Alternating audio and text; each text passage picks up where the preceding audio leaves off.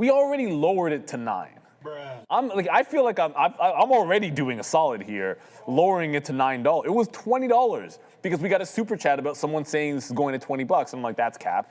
And then it was like 9 or 20, and I was like, we'll just go with the 9 to give everybody a chance here. 775 is like, if it gets back to the high of the day and ticks it, get out of here. Well, I'm willing to do something else next week, but this one is $9 and it's staying $9, all right?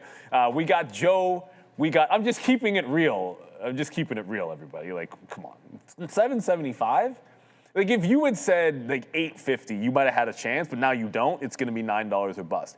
Good luck for everyone in VCIG. It's back into VWAP. The market is still trying to break VWAP as we're barely green. It's been a good morning for opportunities in trading, and I want to shout out, obviously, a fantastic interview with John and Adair. That was a great one. But you got Joey options, you got the professor, and I'm going to eat some chicken. See you too. Oh. Boom, boom, boom, boom, boom, boom, boom. Neil said we got to include him in the group chat next time about the Black Polo Gang. Yeah, what happened, man? This guy's missing out every day. Every time. Oh, no, that's growing too. Look at that, my boy. Man, do it one more time. That's the way it is, my boy. Do it one more. Stop looking at my bicep, bro. Do it. Come on, man. SSC noise making me nervous, my guy. All right, good morning to everybody, guys. Greeting and salutations, beautiful people. Welcome to the Midday Show. This right there is your boy, Joey Options. I'm Sharif, and it is a fine morning in the beautiful city of Toronto. And if you say it that way, you know you're from not here because you got to drop that T as Tirana. Yeah, all right. Joey already showed you what he's been looking at. I'm going to show you what I'm looking at right now and the trade that I'm in. Hold on, how did I get out of this already? Oh. I don't know. Somehow it kicked me out.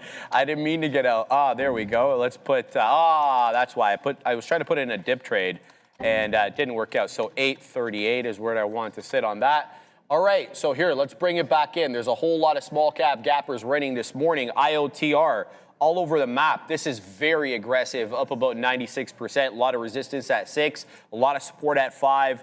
I put in some dip trades at 5, but ASTC is the gift that keeps on giving, man. 50.93. It's got a bit of an uptrend. Shout out to my main man, Adam James Abroad. I'm so happy for Adam because he messaged me last night well before this was not at 45. It was like at 30 something or another. He's like, I'm earmarking 45. Adam, not only did you get 45, but you got 50, my man. So I'm very, very happy for you. Shout out to Adam James Abroad. He's printing up a storm.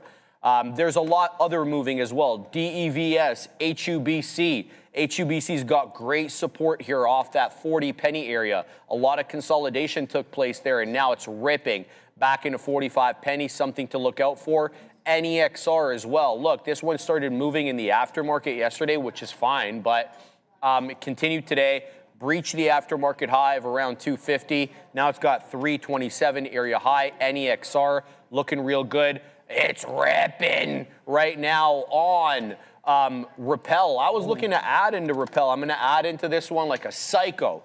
I'm adding into the position, looking for a move back into 9. That changes my cost basis from 57 to 64. But look at it rip into 75. I mean, if I already use this one. I'm not even going to use it.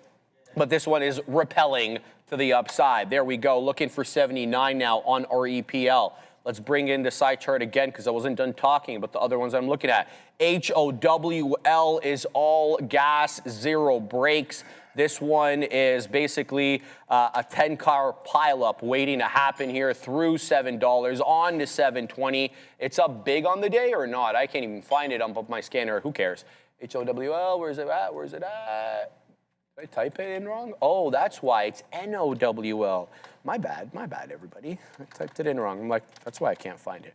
NOWL, pardon me. And this one is up 26 and change. Not great, but not bad. And then last but not least, CDT. A little bit of a volume problem on this one. The volume is a little sporadic, so it's low in general, and it is sporadic in nature. But, hey, man, the chart pattern is what it is with the 156 high rip through that 150 area. good look here for CDT. Those are the 8 that I'm watching. We're doing nicely here on Rappel. I'm looking for $9 on this, full disclosure. I'm probably going to add like another psycho into this position into the mid 80s. We'll see what this one has to offer us, but that's what I'm looking at right now, Joey. Those are the 8. Good stuff, man. I mean, there it is on Robinhood. We're going to try not to cry over spilt milk at this point.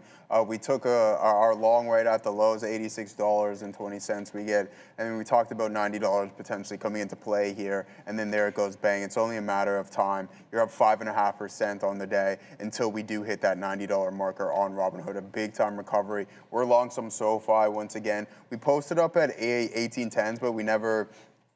So we removed that and we're like, all right, we shouldn't have done that. That would have been half decent for us. And then now we're starting to climb a little bit higher. So we'll take that. But Robinhood is definitely on fire today, Sharif. We're going to hit 5% momentarily, 5 3/4 there. Yeah, 6% for the hooded one, as you would like to call it there, Sharif. So some good stuff over there. I'm not even in the chat right now, guys. I'll get in there momentarily. So don't at me. That's what the kids say, right? The kids like, yeah, I would know, right? So don't at me. But no, I'm obviously being extremely sarcastic. A nice curl over here, guys. Meta's starting to find its way, and the big names are starting to participate in this up move. So bang, high of the day in Robinhood. We already talked about that how many times. Now we're getting that curl over here. Are you in Robinhood, Fabian? Who hit that bang? Maybe Fabian's in that. But there it is, $18. You can see that.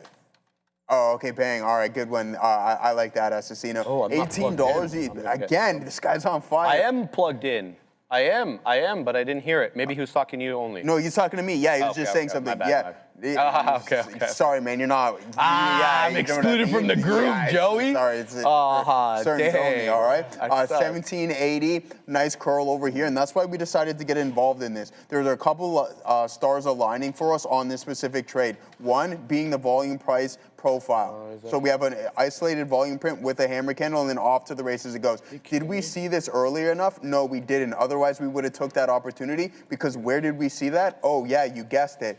Robinhood. And that's when we decided to take that $86 long. You can see some volume prints here, and it started to form that base. Held $86 to a T, printing this inverted up at these highs, but I think it's going to breach it. We're only 50 cents away from hitting that $90 marker, and then there goes SoFi, starting to climb a little bit higher for us. Can you get much higher? All right, here we go. We're looking for, look at this ad. Where's the ad, City? Ho, ho, ho, sniper. Come on, that doesn't feel good? Yeah, of course You know what I mean? Resistance at 63 on Rappel. Someone's selling up a storm. It got crazy. The price action just got crazy on Rappel, but it is pumping back up. I got a sick fill on that, so please, as dang punch. Let's look for a little bit more. I'm looking for 9. We just got a gnarly hammer candle that manifested on the 5. 66, 67 showing up. Looking for that move into 75 to print a little bit more. We've got a good position on here on Rappel. There it is into 70, wicking into the mid 70s here, looking for another move into the 80s. This fundamentally changed my cost basis from like mid 70s to mid to high 40s there. I'm loving that ad. I let it trigger. I didn't get triggered, but I let it trigger. We'll see if this one can pop up into the 80s, 90s, and what its situation is. CDT also dropped off a cliff here, and this could be a good ad right into the volume weighted average price, right around, I think that's 134, something like that, 156 area high. But I did mention that there is a bit of a liquidity issue on CDT, and there goes Rappel again. Oops. There we go. Nice, into 75. Loving this trade so far. Looking for a bigger move, though. I'm waiting for the 80s. Yeah, there's somebody selling up a storm here in the 70s and the 80s as well. So let's see if this one can hold up. I got stopped out of my position on IOTR. I was looking for this one to hold prior bar low. It didn't. But there is support at 5. I want to bring everybody's attention to that support level at $5 on IOTR. I'm 0 for 2 on this one, but decidedly already green on the day just because of the trade here on REPL. But this $5 area has my attention on IOTR. I'm 0 for 2 on it, as you can see. In, out for small losses every time. So I don't really want to keep taking a trade that maybe I don't have a proper read on, but that $5 area is just screaming support to me at the moment. I'd have to give it to like 60 or 70, low 70s, just because of this area here. If I do get in at 5, right? So that is a bit of a bigger gap than I would typically want to take between my entry level and my stop. So I have to think this one through. It hasn't even quite made it down into 5 yet. So we're going to keep an eye out on that. And while we're keeping an eye on that, I'm going to send you to Adair with news. Just be aware here, guys. USO dropping once again here. Financial Times reporting, citing a UN watchdog, that Kazakhstan has actually offered to take Iran's uranium stockpile. So basically what that means is if Washington and Tehran reach a deal, which we know President Trump is going to be making final determinations on later today in that case, because we know the U.S. wants Iran to get rid of its nuclear stockpile, Kazakhstan is willing to take that stockpile on. So again here, USO dropping yet again. Financial Times reporting that there could be a plan for disposing or at least getting this uranium out of Iran should the U.S. and Iran reach a deal. Back to you. Thank you very much for that. All right, building a position here in IOTR. What did I get? I got 15s. I'd also like to defend that $5 area. So let's go ahead and put just that. I'm going to like sit at 502 or something like that. Oops, that's not the button I want to press there, Joey. 502, let's sit there, see what we can get on that. So trying to get back into IOTR over here for a possible move into 5.25. I like this $5 support here, but if it loses, it loses. I have to give it, so I got triggered on both. I have to give it to the low 70s, so we got to go ahead and do just that. Let's do it in before we get stopped out. Over here on IOTR, what are we in on? 15. All right, so there we go. So what do we have on IOTR? We have 11s. Let's see if it holds up now. It's right at 5, 498 technically. I need it to hold this level. The only reason I'm in is this $5 area resistance initially. So I'm looking for that to flip to support essentially. So it'll have to hold above this area right here. And what I'm pointing to is the candle on the one at 1054. If it loses that candle low, I'm out. Quickly back here to REPL. This one's starting to bleed down a little bit though. It looks like it's putting in 1, 2, 3, 4 uninterrupted candles with lower highs. I felt that this one was still putting in some higher lows for a move back into 9. I'm starting to feel maybe this one is on the way down back to the $0.50. I think I stop out right at the $0.50. I might give it a couple of shekels below that level. 48, 49, something like that. But my focus now is going to be on IOTR, Joe. All right, good stuff. Are we sending it to someone here? I think we have a super chat, brother. Oh, right super there. chat. All right, I didn't hear that. MSTR, any news? Let's figure it out. If we're talking about leverage plays, there it goes, 157. What's Bitcoin doing here today? Okay, like Bitcoin's doing the same thing. So we can figure out if there's any news. ETFs are starting to look more like gold than tech. Says this one headline. Let's see, 60-day historical volatility has fallen. Nothing really standing out. ETF lose $2.8 billion. That came out at 8:40 this morning. Nothing new here, guys, on Bitcoin. And don't forget, this is a leverage play. So you're going to see MSTR really start to ramp up. And that's the idea of what Sailor's got going on, right? So price spike up. Nothing that I see. Mark Cuban sold Bitcoin that came earlier this morning, and Strategy moves Bitcoin to Coinbase. So one of its, excuse me, I think with the preferred or something along those lines, moving some of its holdings. But there it goes on SoFi. Expect this to happen in Strategy. Think about how much you were down. I'm like, hey, is this a potential buy? Do we have a trend line break? Is it taking some time to get rolling? Absolutely. This was just completely... This was horrible. I mean, if you're talking about a $450 high all the way down to $127, who wants to participate in that? Absolutely no one. It's atrocious. Same thing with BMNR. Sorry, Shrek, I don't like bringing it up all the time, but there it is, $18. Are we talking about some of these crypto names at a discount? I don't think BMNR at $20 is a horrible play, right? Like, you have a really tight risk to reward ratio right now, especially if you're looking for the swing trade. Why? What am I referring to? You only have to risk a couple of dollars. If it cracks these lows, then get out. But then if it starts to recover, get right back in. Now with Bitcoin, if it decides that it wants to be strong, sure enough, maybe Ethereum will start to follow. Now, I've gone over these names multiple times, but we're now at 7%. We have NVDA climbing towards the highs and a nice little uptick here in SoFi. So we'll take it. I'm not going to take any profits off until 55. We want to be a little bit more patient on that front. But let's go through some of the larger names. Microsoft on a heater. Trendline break, off to the races it goes. Do I need to go over more examples? I think so. Yes. We were talking about Netflix. Did the exact same thing. Shreve, oh, you messed me up now because there was another one that I seem to be forgetting. We have Netflix. Who else was a solid trend line break? Anyways, we're going to continue to move forward and get away from that. But Tesla wasn't. Oh, yeah, Tesla. Tesla was one. So you have this trend line break, this channel down. And then sure enough, look what's happened after that. Do things work that fast? No. Thanks for jogging my memory over here, Shreve, on CrowdStrike. $718 now. Like, talk about FOMO. This is a big-time move. We were down 40% at one point. Now this stock has almost doubled in the span of a month and a bit. That is absolutely insane. Same thing with PanW. And then you have Zscaler. I don't even know what this name's been up to, Sharif. Is it even performing or following what these guys have going on? We don't want the options chain on Zscaler. It's trash compared to the other two. Of course, but I mean, like, hey, we've seen these names get knocked down. Hot trash compared to the other two, as Sharif got 10%. What a fall from grace here, 26% in Zscaler. And look at what PanW and CrowdStrike are doing. This is insane. Am I chasing it all the way up here? Absolutely not. But CrowdStrike is a name that I've loved for quite some time and I've never owned. That's one name that I can say that I don't know why I haven't. Yeah, it's a good one, Joey. You're absolutely right. Basically, the two best in the bunch right now. All right, thank you very much, Heaven, for the $2 super chat. Heaven4426. Sharif, what do you think about FIG hourly? I like the uptrend, brother. There's the local area bottom right around 16.5, 17. Since that area bottom, we've been putting in higher lows, a bit of an upward channel, if I can say so here.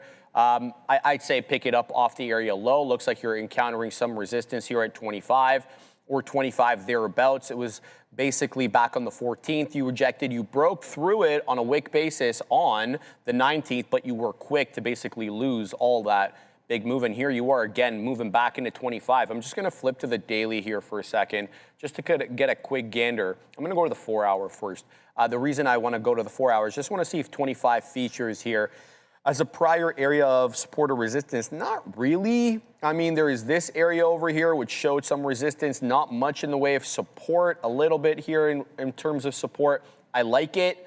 I like the trend here on FIG. I don't know if I like the space given all the disruption that's happening with these type of companies. This company used to be the disruptor. Think about it, right? It was the one that was coming in and disrupting Adobe. But now it's getting disrupted itself, just vis-a-vis some of these big AI companies. So something to look out for there. I like the uptrend. I'd say look for a decided closing break of 25. And I think if you close above 25 in a meaningful way, you might have some more upside there. Good luck with that, Heaven. Shout out to you, and thank you for the $2 super chat. Continuing to watch IOTR. I've got $5. I'm basically giving it to this area low. If it fails this area low, I'm out. I mean, I've got the wrong trade here. I'm trying to bottom pick off an area of prior resistance, but it feels like anyway, that the shorts are in control. I'm continuing to watch as well. REPL, I'm looking for a hold of the 10 EMA. It's basically put in a 1, 2, 3, 4, now 5 candle pullback. Ironically enough, it's still holding the $0.5 level. In addition, that it's holding the 10 EMA on the 5. So I'm looking for a move into 9. It feels less and less likely that I'll get that, but we'll see what I get there. Bovin's been talking about VCIG for a long time. Let's take a quick look here at VCIG because it didn't make its way onto the side chart today. Let's see what this one is up to on the moment. Shout out to my man Bovin. Shout out to my man Adam James Abroad. They're all printing up storms on this name here. Good look for both these gents. Oh, this one halted, popped up. Where is the high there? 774. What's the volume on VCIG on today? Not bad, 2.3 million shares holding VWAP, Bovin, but it's still a bit of a downtrend. I know you guys are holding from way earlier, so good on you guys, but intraday for me, it's not looking the best here given the volume and everything like that, so I'll steer clear of this one. Tisha saying NEXR. I had that one up, or I should say, that one up on the set side chart over here. Let's bring it in. Nexar. I like this, Tisha. It's awfully bull flag-ish, right? You've got some higher wicks here, some higher lows, but by the same token, you also have lower highs, a bit of a compression pattern of sorts. You're above VWAP, you're above the 10 EMA, you're putting in a bull pennant, flag, whatever. You did halt here. It looks like this was a halt right around 1020, 1025. A lot of topping tail candles through 3, so immediately I'm thinking resistance at $3. That could be a bit of a tough sell. But hey, if we get through 3 on a closing basis, I'm all ears, man. So we're going to keep an eye out on that one. And there goes ASTC again into $46. This was on its horse and could be taking out 50 in a minute. Shout out to everybody who's holding this, guys. I know there's a lot of you holding this overnight. You've been holding for multiple days. More happy for you guys. I could not be. I know this is going to be a big winner for a lot of people. That's the kind of thing that small caps can give you. By the same token, they can also take from you with that same aggression. Oh, that's what happens when I take off. So I'm always like this, right? I'm always on do not disturb. Oh, you don't even get me started. No, I don't allow any notifications. I took it off this morning. Yeah. I had to meet John at the front, right? Yeah, so in case when he came, I had to know. But I'm like, it's not even just my phone that's on do not disturb, brother. That's like my life motto is just do not disturb. Yeah. I don't like to be disturbed. Ozan, I will be traveling back home next week, so can't watch the market. But remember me when QNT IPO is on fire on the 4th of June. Watch HON also. I'm taking a picture of that message, Ozan, so that I can do just that. Because you instruct and I oblige, sir. Thank you for pointing those ones out. Not something that I do every day and I need to improve with. What's that? IPO kind of like watch list, so to speak. Yeah. Like to know which ones are IPOing on the day. You know, do a little bit of research into them. Do they interest me? Do they not? What's, how was it met at the institutional level? Oversubscribed, undersubscribed, all the kind of stuff that we do with these IPOs. Joe. Yeah, I agree, man. Yeah, all right, Michael, Burnett, and Blicky, I know you guys are regulars in the chat. Just chill out a little bit there. You two, I'm not gonna do anything. You know me, I like to throw the weight around a little bit, but other than that, just chill out, talk to somebody else in the chat, and just focus on over here. You guys are arguing with each other. You can make some money trading. So we got all out break even on this SoFi. It did hold the volume weighted average price and then printed an indecision print right there. So it is what it is. I think at this point it is going to break that 1850 mark, but we'll take a break even stop on that one. So we'll find something else to trade. I want to get into some of these small caps for the momentum. Man, what a dog this is. Yeah, so a bad opportunity there, but hey, we're not gonna complain. I don't love trading SoFi anyways. You don't like trading it? I don't. It's not that I said I don't love it, right? That's not a name. I don't mind it sometimes when it's cooperative, but it doesn't seem to be the case. Goes into, he throws some, wait, that's crazy, Tony. Let's see. But yeah, other than that, $91.35 here on Robinhood. Then we have the SPY, the NASDAQ here. Let's take a look at some of our better performing sectors this morning and see where we're going to find some strength. I believe it's going to be within the other than some of the fintech names, I guess I should say. Be prepared for this as well, too, guys. Let's head over to what we got going on here in our market pulse. Tech sector leading the way once again. Our only green ones here are the financials being led by some of the fintechs and then materials. So not too great of a look as some of the market is moving to the downside. Communications down substantially. I got to write something in here. But other than that, guys, we can head over to the options chain and go through a couple of names and see what we have from an open interest standpoint on SoFi. Guys, be prepared to sign up for this when it's the green light to go. We're going to have a lot of fun with that. But let's head over and see what we got going on today's expiration day with SoFi around that 1850 marker, around that $20 marker. 15,000 contracts at $20. We're trading at 1834, 19,000 there with volume. 32,000 is greater. So this $19 level giving us a little bit of overhead resistance on SoFi. Let's head over to Robinhood and see how how we're performing. Volume a lot, but very little open interest here, guys, so there is some room to run. These $85 strikes are in the money now, so whoever that, a little bit of a squeeze happening. And don't forget, like we had that move initially off of the PDT news. Be prepared also, too, guys, are going to get all these cool tools, scanners, watch lists, charting. We got, obviously, TrainGround. You can run some replay. You can run the session back. So, yeah, looking forward to that. But other than that, guys, Robinhood PDT rule, I think that's going to be big, and you can see it reflecting in the price action. Sharif, how much weight are we going to hold that they're going to be one of the underliers within the SpaceX IPO. What does that mean? If it happened once for them, are they going to be involved with OpenAI and Anthropic? I think the answer is going to be yes. So a lot of positive things and tailwinds stepping into the loop here for Robinhood, and also the complete tokenization of things. All right, so our boy Vlad Tenev, he grew his hair back. Did you see that? No, I didn't. Yeah, he grew his hair back. So glow up. We could still call him Glow Up Vlad, but we like shorter hair Vlad. That's when the stock was performing best. Has a lot of things going for this company, and that's why I'll remain to like it. It's hindered in some of the headwinds coming from the lack thereof of crypto transactions, but look what Bitcoin's been doing, down 40%, and you have the NASDAQ and a lot of these tech names at all-time highs, but crypto's still down 35+%. It's not the best look. All right, PRZO is ripping. It just got into $1, so look for some resistance here. It also could very much clear the dollar, 51%. Shout out to Grunfeld. Shout out to Bovin for calling these two out. There it goes into $1, a very new trade. The volume just coming in recently. I want to say as recently as 10 minutes ago, 11:15 looks to be the biggest volume print on the day.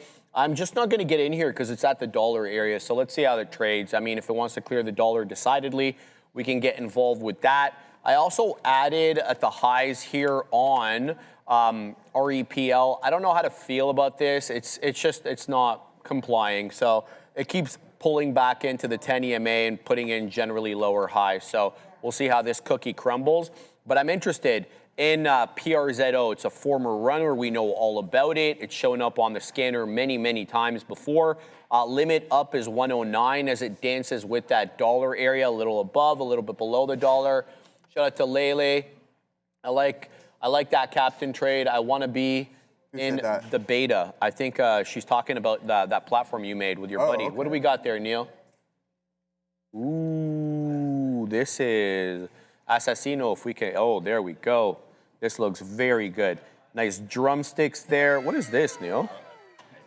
I have no idea either. Yeah, it does. All right, so the lunch does look good today. So that's going to be nice. Nice, what's it called? Nice lunch on a Friday, baby. Yeah. Oh boy, I saw him. He's in the office. Yeah, I seen him today too. He's not cutting his hair because he's not on the show as much anymore. Yeah. He looks funny. Yeah, that's right. Anyways, I love him though. Yeah, I know. All right, what do we got going on, Sharif? Give me some small cap names. We're gonna hit $92 in PRZO. Year. Look at PRZO. You're gonna like that one. It's just about to rip. Remember that group Prozac? Prozac? I remember the drug Prozac, the antidepressant. But there's like a music group, Prozac. I didn't even know that they were naming after him. You remember that one song that they said, be as happy as you want to. Well, I'm assuming, okay, that makes sense because, antidepressants make you happy, right? Yeah, I think that, what was that ridiculous sticker you told me again? PRZO. Okay, a ridiculous sticker next show. Yeah, it is moving here, $1. It's rejecting, man. That's some nice momentum there. IOTR, what are you up to? Starting to form. Nah, we don't want to force it. You don't like the IOTR streak? I'm like 0 for 5,010 on it. Oh, really? Yeah. All right. So piece of garbage. Why is DELL up here? I have no idea. Now it's ripping. That's why. But it's on my small cap scam. Yeah. It's not a small cap scam unless you filter by market cap, right? It's just a percentage mover on the day, brother. I do have it. Market cap? I think so. I don't know. It's the same thing as yours. Yeah, so, exactly. Yeah, okay. There's no market cap. Oh, percentage mover. It's up there. Okay, exactly. that makes sense. Yeah. Other than that, man, look at Granite now. What is this? A too long Service Now ETF? Now, okay, I see what they did there. It's been ripping. $7.27. Have you been looking at that? I looked at it this morning. I was going to put it on the morning note. I just couldn't find a reason why it was moving, so I figured, it's just ripping with the software names, recovery, this, that, and the other. I didn't think that, I was going to put it on there, to be honest with you. But hey, it is what it is. Guys, PRZO is taking out the dollar for the first time on the day, 103. Ripping into the highs here, about 15-ish million shares traded on the day. We're closing in on 15. I don't know, man. Bovin, what do you think, man? Grunfeld, what do you think? Should I be getting into PRZO over here? I mean, I don't like to get in at the dollar because I don't feel it's decidedly cleared the level.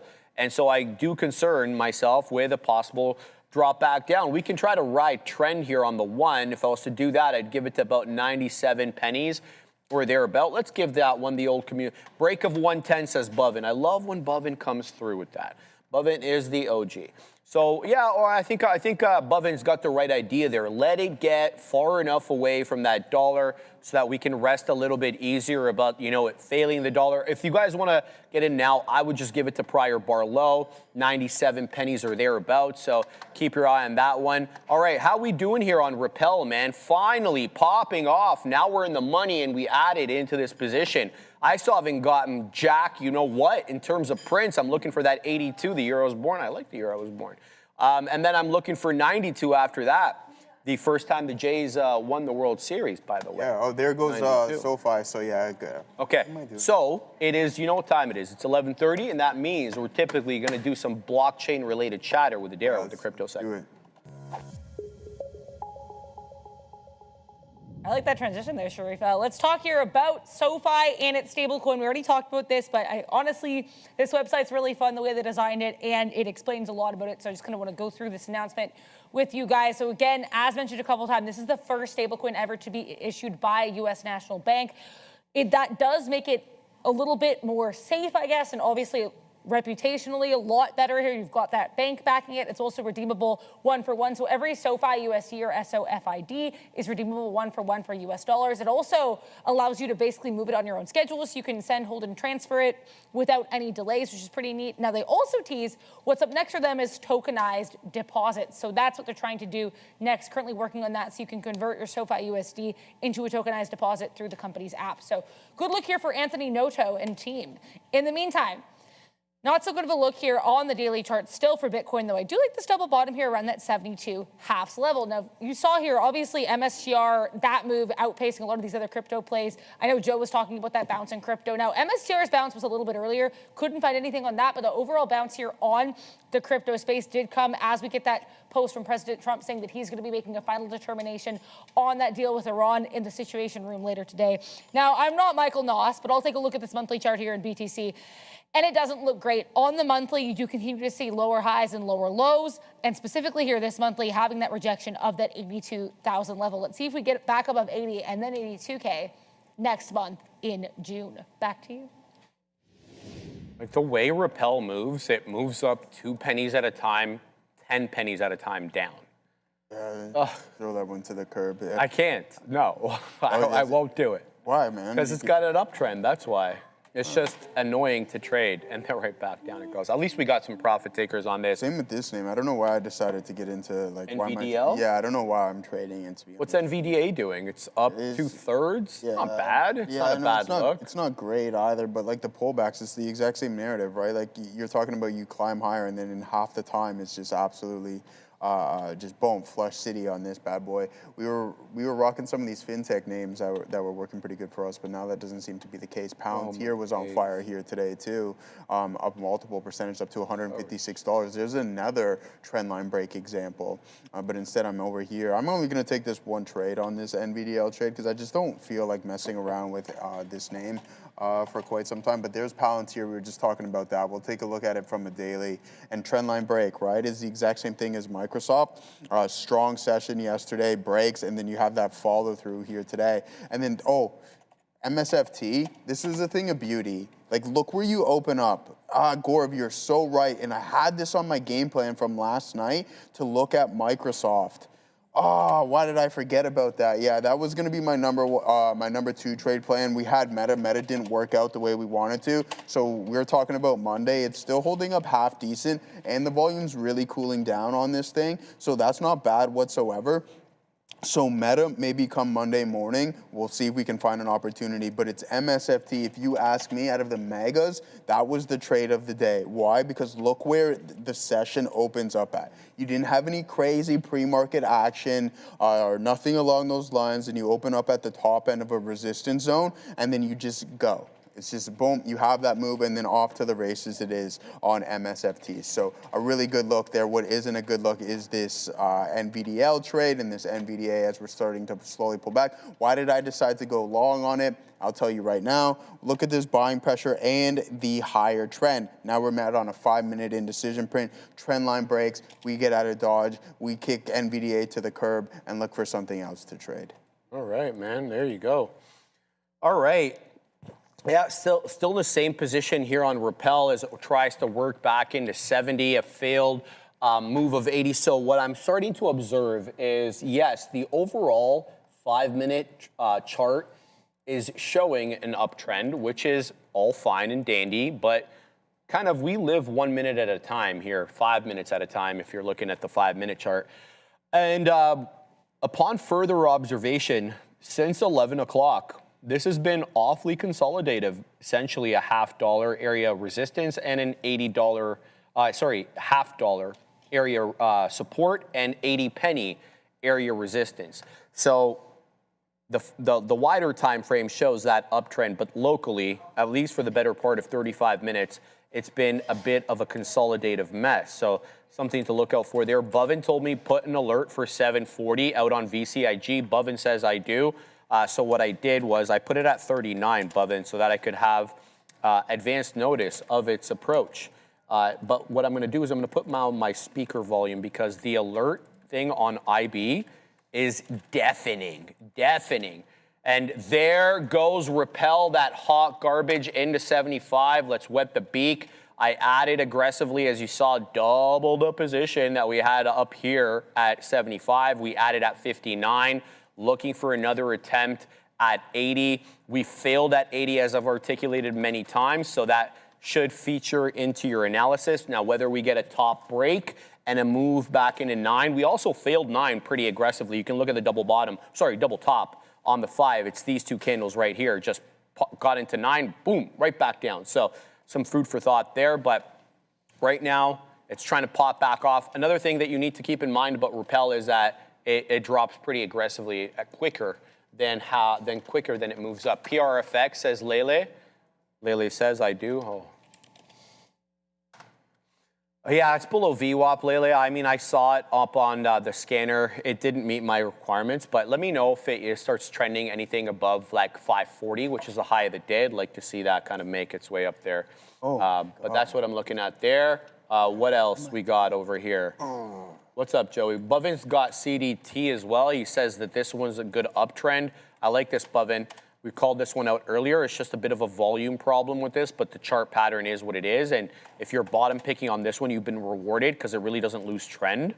So that's kind of good there. And then then this one, man, NOWL. Sorry, I got to interrupt you here. Go ahead, so apparently, Adam James says he delivered pizza to us at the door. They're there right now. They're waiting. Ramin, Ramin's going right now to check for the pizza. One has pineapple on it. And tell him to hold on, Adam. We're going to be there momentarily. C is going there too. We're getting the whole squad going after the pizza. So let's be patient on that one. See you later, NVDA. We're not looking at that stock for the rest of the day. What's the deal? Because Neil messaged me saying something about the fact that he had to eat pineapple pizza at VCIG here. He's eating it anyways because regardless of what happened there, it was supposed to hit a specific stock level. Yeah. But Adam James got the pineapple pizza. Neil needs to eat some, otherwise it's going to waste. And you know how we do. We don't waste food around here, man. Yeah, well, we don't, because in my house you would have caught hands if you wasted food. Well, in this house you're catching hands too, well, we're not touching Neil, I'll tell you that. That's for sure. Neil's the OG, man. He eats if he wants, man. Like, that's the thing around here. Neil's... Try, man.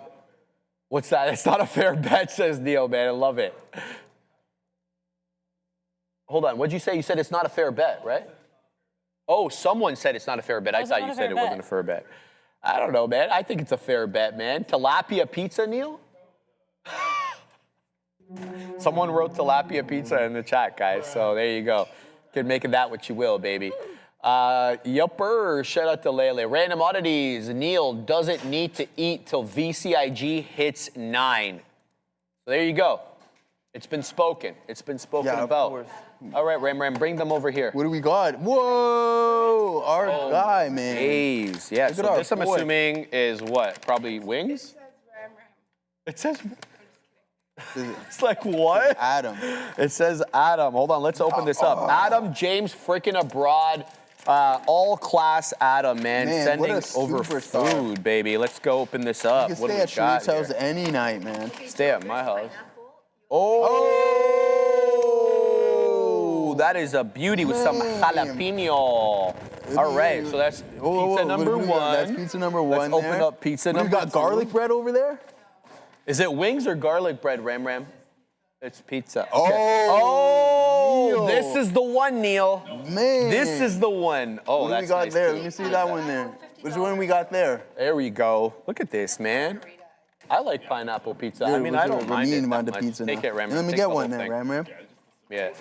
Ooh. Oh yeah, straight. What That's is this us. one? No, this has us written all over it. It's just cheese right here, man. None of my name is not on any of these. Oh, my okay, boy. yeah. Well, my name's We're on this leaning one out, right yeah. here, my boy. Enjoy. We'll take one of these with that basil on There there. you go. There it is. Joey Look, Options has the right idea, like, man. Uh-oh, we Pardon might me? get in trouble for this. Are you ready? What's going to happen, Are you Joey? ready for this? I'm ready for everything. All right, we got all of pizza here, guys. I'm ready. Everything's What's looking happening? good. You know, one bite, everybody knows the rules. You know, this is prime time doing this. We got all of pizza, this. all up here. One bite, everybody knows the rules. Let's get right into it. Be honest about it. Don't give decimal places don't- like your friend Neil, okay? Like, you know. Me, I started the decimal. Yeah, well, you know what? That's kind of complicated. Just give it a regular thing, man. Like, we don't need decimals. Not math class. All right. First of all, I want commentary about taste. I want commentary about texture. Okay. I want No. commentary Okay, about yeah. fluffiness. Because I can't eat any of this. Undercarriage is good.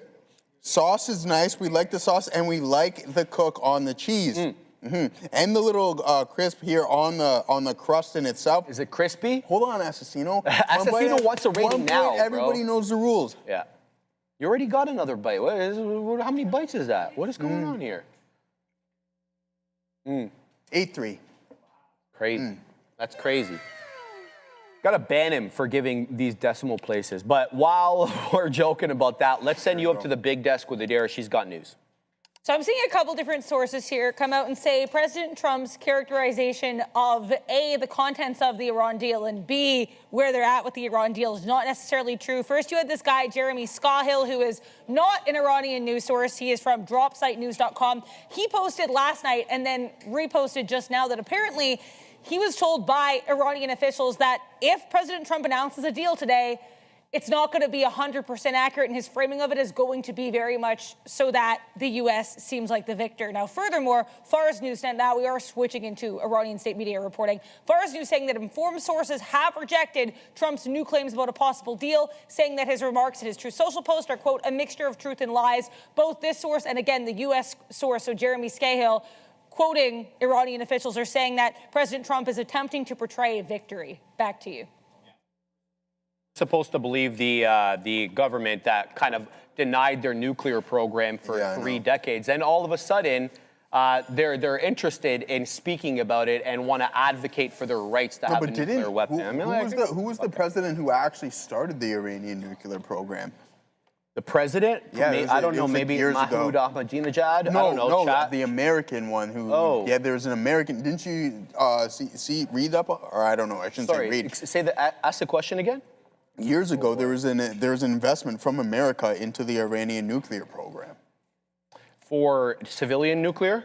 I don't know about civilian. Like it was government based.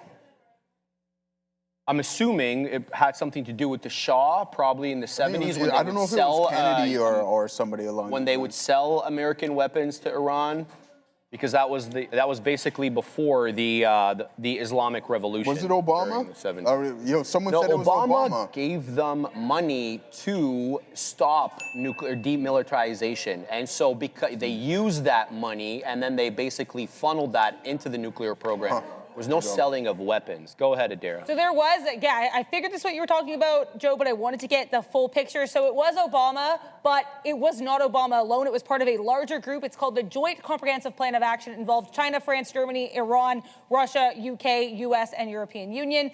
But as you can see, US withdrew from this when Trump was first president. So they withdrew in 2018. Iran has also withdrawn. But yeah, it was basically like a nuclear agreement, not so much a deal, though President Trump cites this a lot as, disparaging towards Obama in terms of Iran's nuclear prospects. Either way, that's the deal that people are referring to when they talk about the U.S. prior nuclear agreement with Iran. Yeah, that was during the Obama administration, much cited again by President Trump as a mistake. My understanding was that it was supposed to be for civilian purposes. It was not supposed to be for anything military. And I don't think the U.S. has sold Iran any weapons of any kind since the mid-70s. So. Did not give them money, gave them money back when it was confiscated plus interest, says RacerX9. Cool, I don't care. Let's continue to watch here some of these names. I'm liking CDT. Bovin, you have a fantastic entry on CDT. What are you looking at, Joey? We're going to pull up the TQQs here. I like Bitcoin. We want to stick with some of the strong names. Really frustrated with myself or even looking at NVDA here today. I just don't think it's in play at this given moment. So let's move forward and find that next opportunity. Robinhood, if we get a form of a pullback, we were thinking $90 on the intraday session. Yeah, we'll have $93.01 on that name. Now what I have here is you can see that there's some buying pressure and at a key support level, but I just feel like the trend is going to be down, especially with who isn't really participating, a curl over in Google, and then also we have Meta starting to slide once again. So, I mean, let's stick with the fintech and some of these crypto plays. I think they're most definitely VCIG just ripped, Bovin. We're in at 63. It's going to halt at 99s. Good call out, Bovin. As soon as it broke, I punched because I got the alert. 3, 2, 1. We're halted. Nice call out, Bovin. Yes, my guy. I was late, too. I didn't even get the best price. I had an alert for 39, and it rocketed up. Like, the spread is ridiculous on this, Bovin, because I mean, I was ready to go. I just shut the alert off and went to my trading screen, and it was already 30 pennies higher. But there it is, Joey. Big move up for VCIG. Let's see what this one reopens at. You can continue, man, if you want, if it's still going. Halted, brother. Hey? Judas? Why? What's the price? 9? Yeah, well, it might be trouble for you here, Neil. Hey? No one told me to go long. Like with my 3 shares over here, I'm not influencing the price with my 3 shares. I'm James Abroad, dropping 2 in the chat. Eat it, Neil. Good karma. All right. Fantastic. There we go. Shout out to my girl, Tisha. Oh, my days. Good call out, Bovin, man. Thank you for that. Bovin told me put your alert for it to break through 730. I did. Our 740, I put it at 39. Again, by the time I got to this thing, it was like 30 pennies already above that. So that's the way that works there, Joey. What are you looking at, brother? All right, back to talking about some of these mega cap names. Tesla not doing too much here.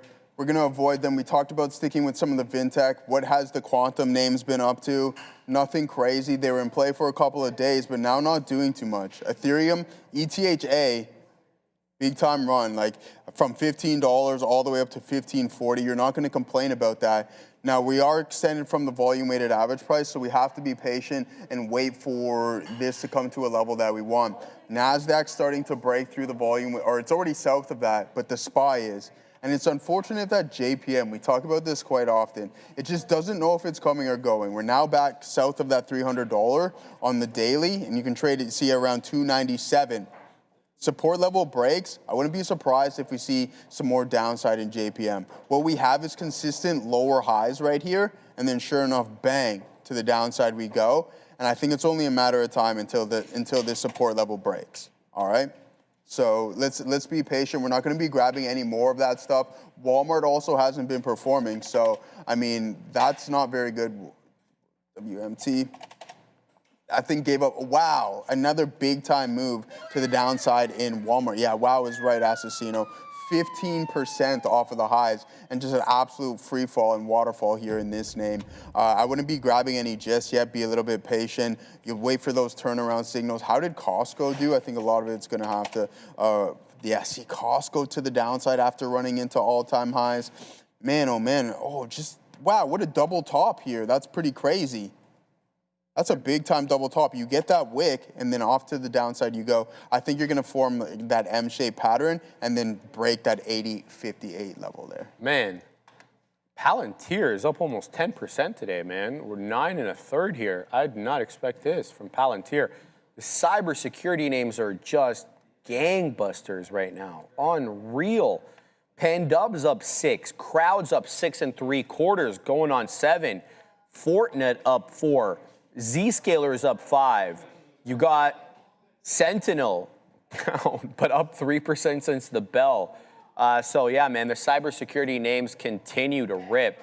So we'll keep tabs on those. I'm still holding here. VCIG halt time 11:46:26. Current time 11:50:21, meaning we'll be open 11:51:46 at the earliest. We'll continue to watch that. The tap hasn't really changed, guys. It's still $7.99. People are yelling about ASTC. That means it's moving. Let's find out what this one's doing. ASTC's ripping into $65. Oh my God, I wonder how many millionaires this one is minted. Adam, tell me you're still holding, brother. This one gave you 45.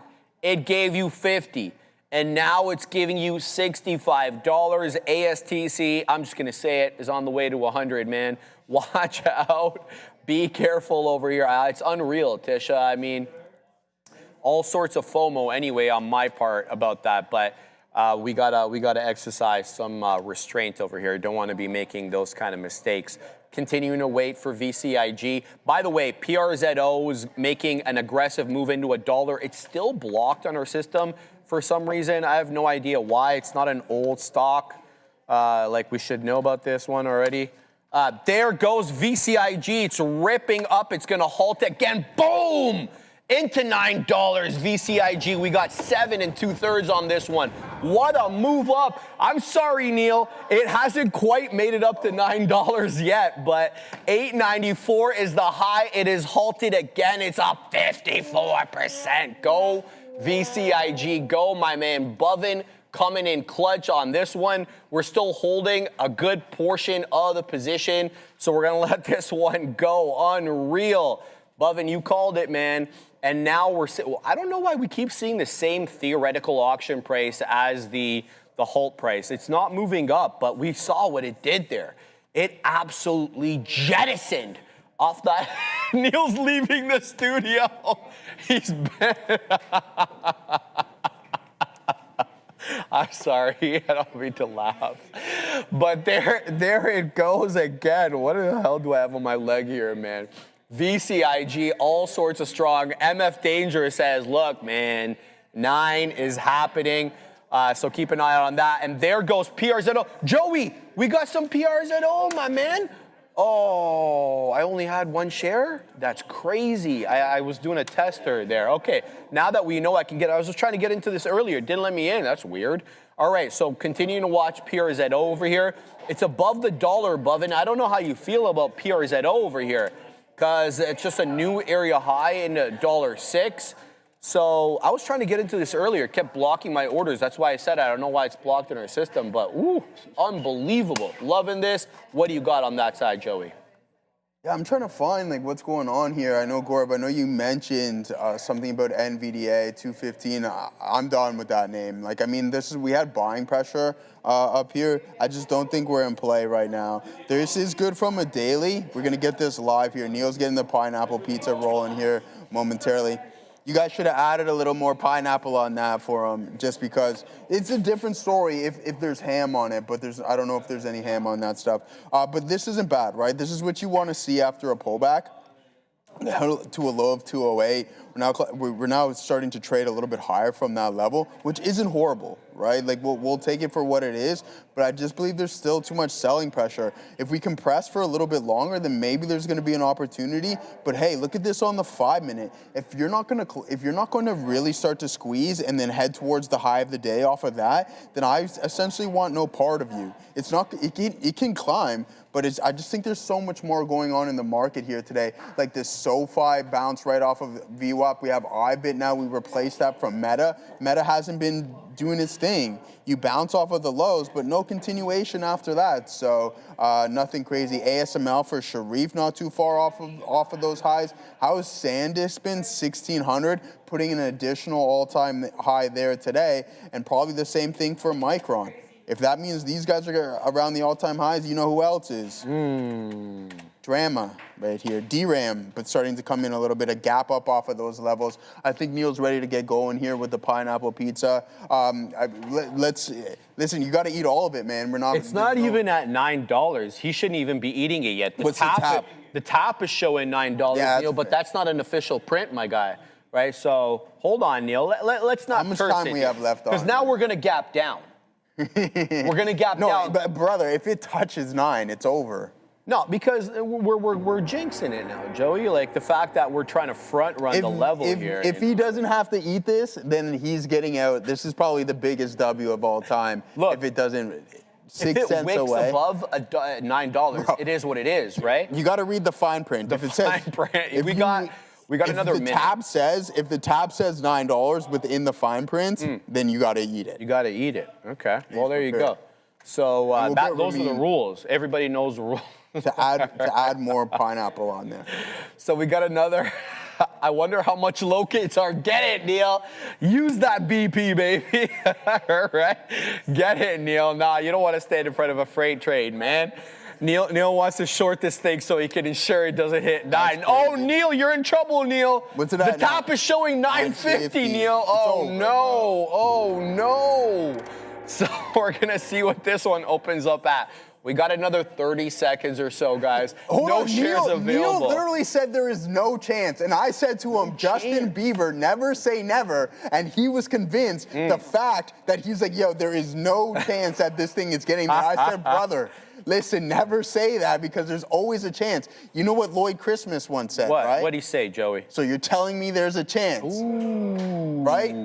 There's always a chance. I'm just waiting for this thing to open. Hopefully it is a minute or should be 2. Okay, it's gonna be 10 minutes. Sad. Dang, it's gonna be 10.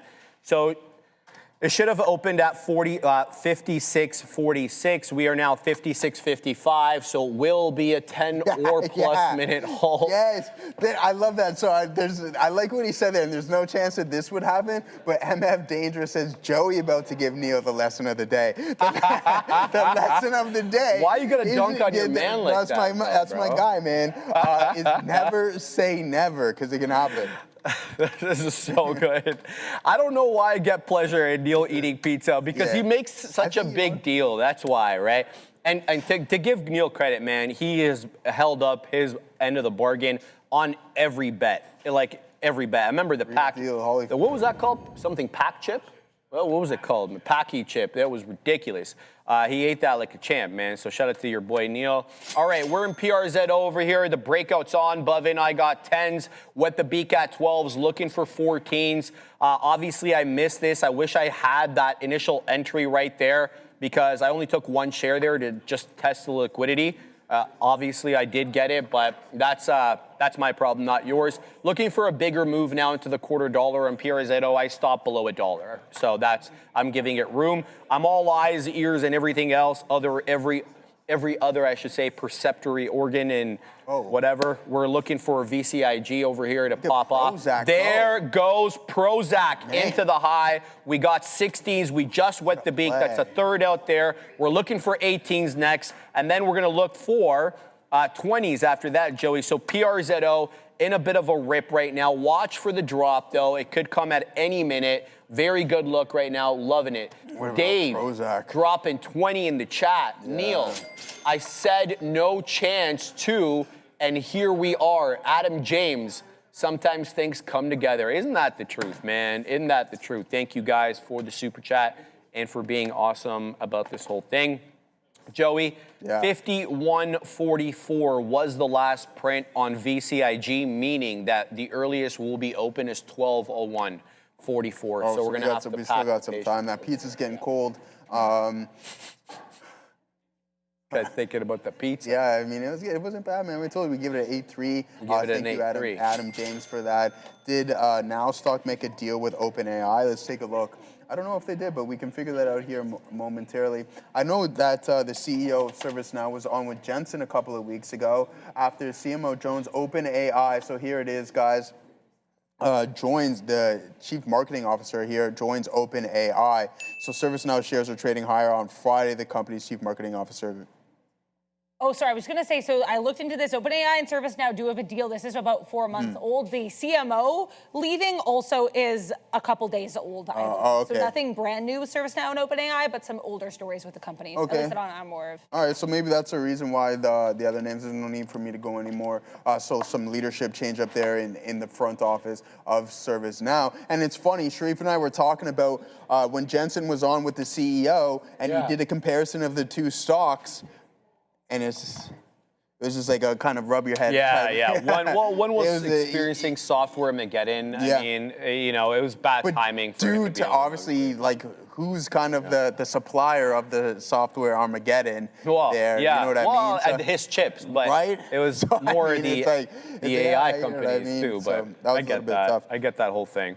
We want to go over VC, whatever OG it is there, because it's going to be moments away from Neil. What's the tap on that bad boy? Tap currently VCIG. Showing 949, 940. It's changing, Joey, as we get closer to the open. All right, 12:01:44 is the earliest we will be open, so less than a minute now on VCIG. I'm watching PRZO because I'm looking for a breach of 20. Niels Cook says Jesse Hernandez. I love it, man. Let's keep an eye on that. I love him, bro. Did you do that on purpose this time? Yes. Okay, I'm just going to call him back. He said the He's Hernandez. a good sport about it anyway, bro. He's Hernandez hilarious, family. man. Yeah, if it goes to $10, Neil has to eat 2 slices. That's also in the fine print as well, too. Joey's raising hey, man, there it is. Let's see what we got going on with service. Okta was to the downside, but nice recovery here. $120 there for this name. I might not even find a train for the rest of the day. 15 seconds until that opens up. May as well start eating now. 950 top, ladies and gents. Looking for the open. It should be within a few seconds over here. Let's see what we get. It's showing 950. Boom! Into 979. We're still holding Joseph options. Looking for the continuation. It is a 993 high. Watch the downturn, though. I'm still going to hold, though. I don't care, because I've got 763, so this can do whatever it wants. What a move up. We made our day. Sorry, Neil, brother. I'm sorry, Neil. It's not that bad, man. It feels like it's going to halt down, though, Ram. It's coming in. It's coming in hot. It's at 916. Limit down is 855, guys. Limit down, 855. So we're still far away from limit down. It has to lose the halt level for it to limit down. Continuing to watch over here. What a move here on VCIG. This is a definite day maker. I'm looking for 10 and more, Bovin. I don't know what you're thinking about this one. I want to see that 993 get breached, but it doesn't look like we're going to do it in one swift move. So limit down 855, limit up 1045 here on VCIG. Good trade so far, but it looks like it's coming down pretty aggressively. And here's the limit down halt. Let's see. Pardon me. Limit down into 845. I'm just going to allow it to go against me here because I'm not holding too much in the way of shares, and we have a good entry. So big move, limit down, 993 halt. We are halted down now, 846. Be on the lookout. It's 12:03. Are we going to kneel? Lesson of the day. Or his pizza just slice of the day. Taking videos of everything. Yeah, she's doing her thing. I mean, let's stop procrastinating here and just get right over. We're gonna go over to Adair and then we're gonna watch Neil eat this slice.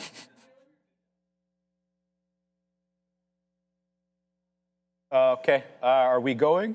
We're good. Assassino? We're going? Okay. All right. We're going to Adair.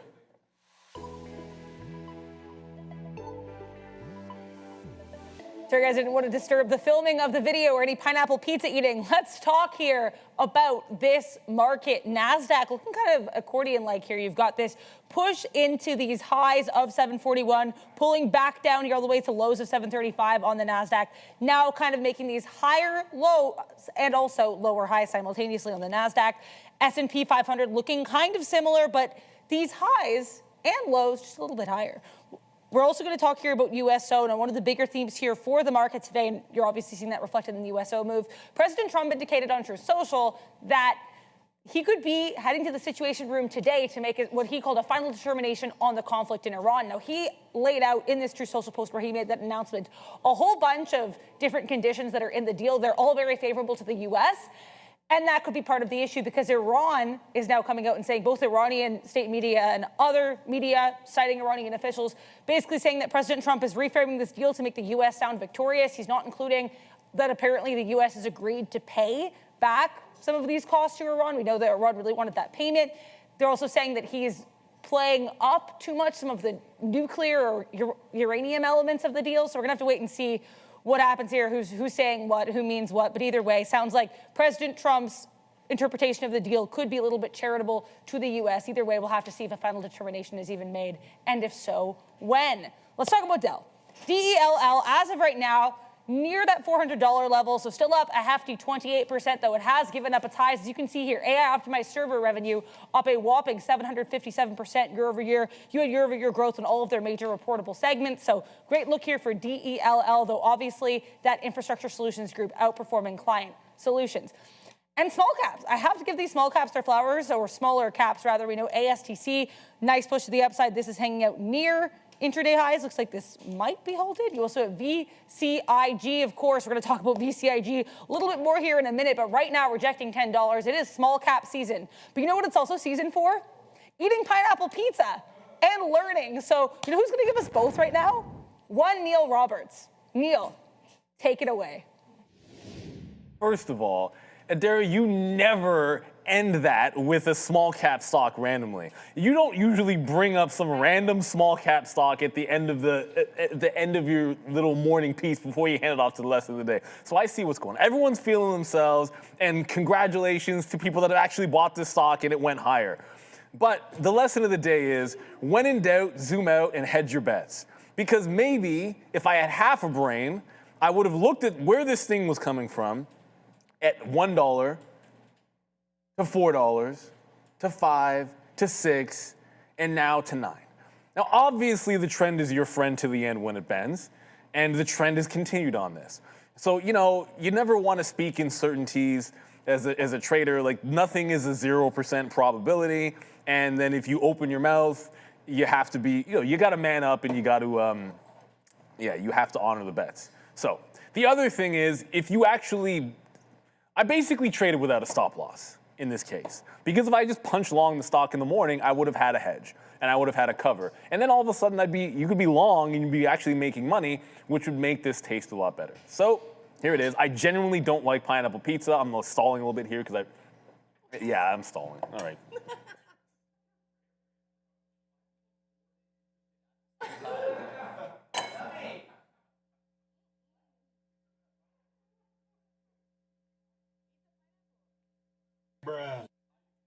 I ate pineapple, all right? Like, I gotta be egging on. No, it's not, I don't like it. It's not good.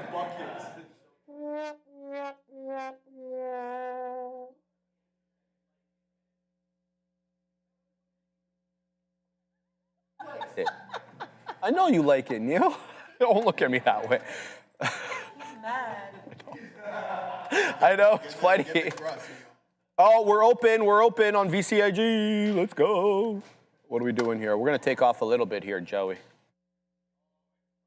Up again. Let's go, VCIG. Sorry, Neil. Let's go. We need another limit up. Can they hear me, Assassino? Oh, okay. Because there's pure silence right now. Right, so I didn't know. There's a seller at 76. At least the crust is really good. Neil, the crust is really good? Put the crust on. Now I'm done the pineapple. It's just the crust left. And the brand of pizza is delicious. The crust is delicious. Thank you very much, That Adam. was not very good at all. There we go. It's so good. All right, guys, welcome back. Thank you very much for Neil. Look, man, Neil's a good sport. We all know that. We love Neil for that, for exactly that, because he does do what he say and he says what he does, baby. So continuing to watch here, VCI. Yeah, for sure, man. I know how much he hates it. That's the thing. It's been the running gag on the show for years now, for anybody who's just joining us. All right, VCIG, we're still holding from 763. I just took out some there at around 850. I'm looking for a move back into 9. Bubin, I want to know what you think about this, man. Do you think we make another attempt at 10? I just don't see any point in me taking anything out here. It just doesn't make sense. Casey, 520 freaking 6, dropping 10 in the chat. We love her for that. Y'all get the likes up. This was history making today. Yeah, man. Whether it was ASTC, VCIG, or Neil eating, you know, pineapple pizza again on camera because he lost the bet. It is history making. Thank you very much, Casey526, for that super. Ray. Shout out to Ray for the $5. Oh, Haven. Finish it all, Neil. Yeah, you got to finish it all. Man. Thank you for the super chat there, brother. Thank you for that. Then we got Ray. Shout out to Neil for the follow through pineapple on pizza. The GOAT is the GOAT, I should say. Long-time lurker, first-time supporter. Oh. You'll get him next time, Neil. Thank you very much, Ray, man. I mean, I know a lot of people are like that. Like the majority of the viewers are not in the chat. So it's nice to see, you know, sometimes who's on the other side of that screen. 5,400 people watching and 380 likes. I mean, that's what Casey was just saying, wasn't it? Yeah, get the likes up. We got to get the likes up, guys. Look, I'll give you guys a proposition. Whoa. If you guys get the likes over 1,500, Neil will eat a full pineapple pizza. That's great. I like that one. I'm endorsing them on his behalf. So stay in the game. Or you're going to fight. Oh, boy. Hey. All right, yeah. VCIG is about to lose $8, guys. It popped down, 765 limit down. Be careful here. 765 limit downs, which is fine because that's basically my entry. Watch out here. VCIG dropping quickly, dropping big, but it's turning into a bit of a hammer candle, a bottoming tail hammer candle, getting bought right back up into 760. Bovin, let me tell you something, Bovin. If this thing gets above 9 to 9.5, depending on what I see on the book and the tape, I might add into this position for a breakthrough 10. So we're going to give VCIG the old college try here, so to speak. Limit up is 934 at the moment. So shout out to my man. And CDT just ripped up, Bovin. Nice trade there. Absolutely good trade on CDT. Let's load this up. It is halted to the upside, $2.03 on CDT. Great call out, Bovin. I know you had this in the 60s or 50s. Fantastic look there. I did like this trend, actually. Nice to see the breakout actually manifest. Good call out, Bovin. Neil's eating another slice, pineapple slice. Yeah. All right, guys. Let's see if we can find something here. HUBC. We like this. I mean, downtrend. It's starting to break now. Are we gonna curl over, or is this support level going to be breached at 39 cents? We're just looking for something. NVDA was definitely a grinder. We had to be patient with that bad boy, but I'm glad to be out of it and just throwing it to the side. We were long earlier in the day, and then sure enough, bang, does that bounce off of the support level. Just a little bit too early of an entry, and then off to the races it goes. I'm still frustrated about this Robinhood trade. It should have been one and done for me today, but that's or a couple and done anyways. That's just that one trade. You ride that wave all the way to the high of the day. You're up 10% on the session, and $86 all the way up to 93.36. So yeah, NVDA making money. Congratulations. To you, Gaurav. I'm happy that you took that trade. Been holding ASTC. Since it was up 300% on Wednesday. SPCE currently an amazing opportunity with strong conviction. DFNS is the new play. Thoughts on DNFS? Pretty sure that's Sharif's world, but we'll take a gander at it. DNFS. Yeah, I don't even know. Oh, that's DNFS. Let's see what we got going on there. This is Sour Danfoss. Okay, I guess it doesn't really matter what some of these names are. I can't even pull that up, so... I don't know what's up with this thing here today. It's really frustrating me. Yeah, I can't even pull it up. Sorry about that, brother. DEVS? No, DFNS. Oh, I got it wrong. Yeah, I got it. DFNS. I'm typing it in wrong. Yeah. DFNS, yeah. Yeah. Okay, T3 defense. All right, there it goes, 46 bang. So okay. T3, and I'm pretty sure it's like a T1 defense as well. So not too bad of a look there whatsoever. A big time move, and this is what we want, the momentum in some of these small cap trades. Can HUBC go? I like this for a potential move, Sharif. So I'm going to get involved in one of these small cap as we head back towards the higher end of the range, and we're holding up on this support level. It may take some time, and I'm okay to get out with a 5 or 10 cent loss on this bad boy. So let's get involved in this. Sounds good, Joey. Good look there, brother. Good look.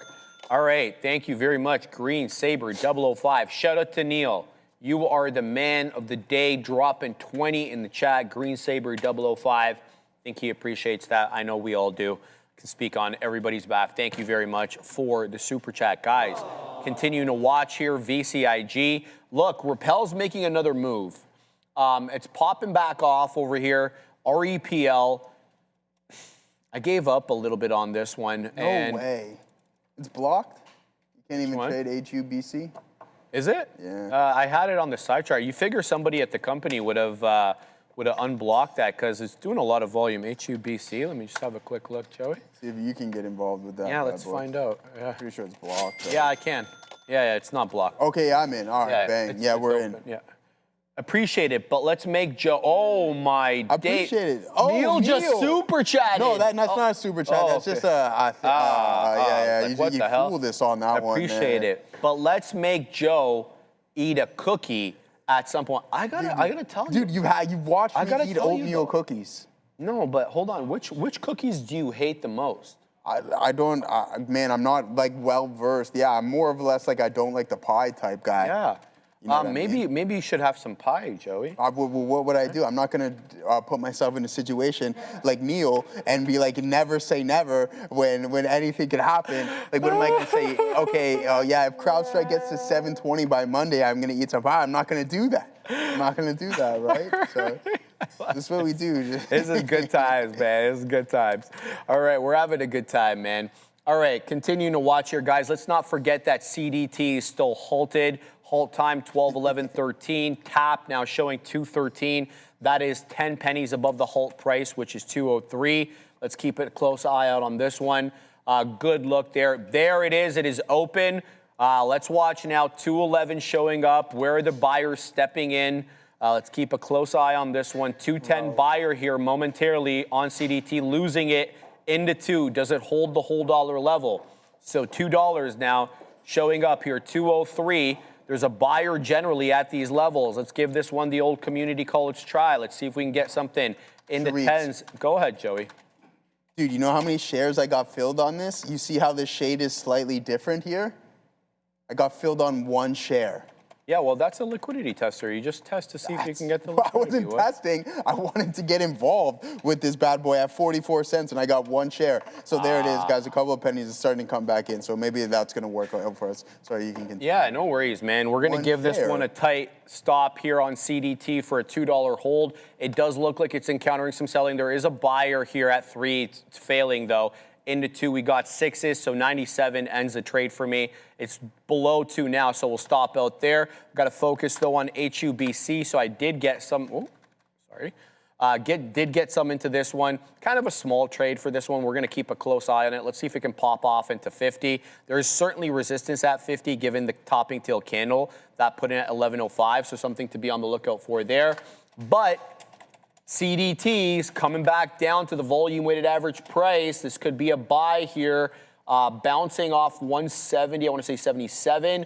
VWAP is still a little bit below, 169. Also want to end my trade here on VCIG, as this one keeps putting in lower highs. I think that's going to be the end of the trade for me. If it reclaims 9, we'll get back into that one. But I want to focus a lot more now on HUBC as well as CDT. If we can get some into those at the right levels, I think we might be, we might have a good trade on that one. I see a lot of resistance here initially at 160 on CDT, but I'm not inclined to want it to give it to that far down, just because VWAP is higher than that at 175. The 10 EMA is also a little bit above that. So here it comes. Here comes $2 again here above, and this one's getting aggressively bought up off that 180 level. VCIG, think 10, 12 incoming, he says. Okay, if it gets back above 9, 9.5, I'll get involved with that one. We don't have to chase this one, though. Continuing to watch CDT, though, and HUBC, Joey. All right, man. Yeah, I got my eyes on HUBC. We're gonna see. Like, my order's still out there, so if it does come back into this 45-cent mark, then it'll probably fill the remainder of my shares that I put out there. So 317% on this bad boy. Nice volume uptick as well. SoFi now heading south of VWAP. And the market's starting to come back in. What has this bad boy been up to? Not even gonna pay it any mind. But let's head back over to our watch list. What do we got going on GLD and SLV? How you been? Oh, okay, maybe there's an opportunity to be had in silver. I'm going to be buying some gold here. I told you guys I've been sitting on some cash, so we're going to slowly dabble in some gold. And it's mainly for SpaceX and Anthropic and obviously ChatGPT. I know a lot of us don't like what's going on right there, but I'm not going to completely count them out just yet. So we'll sit a little bit. It'll probably be my smaller allocation, like 2.5% of the portfolio. And then we'll get Anthropic and SpaceX sitting around, I think around 4 or 5%, which isn't bad. So we like that. And then some gold, we're going to be sitting on around 2.5%, same thing as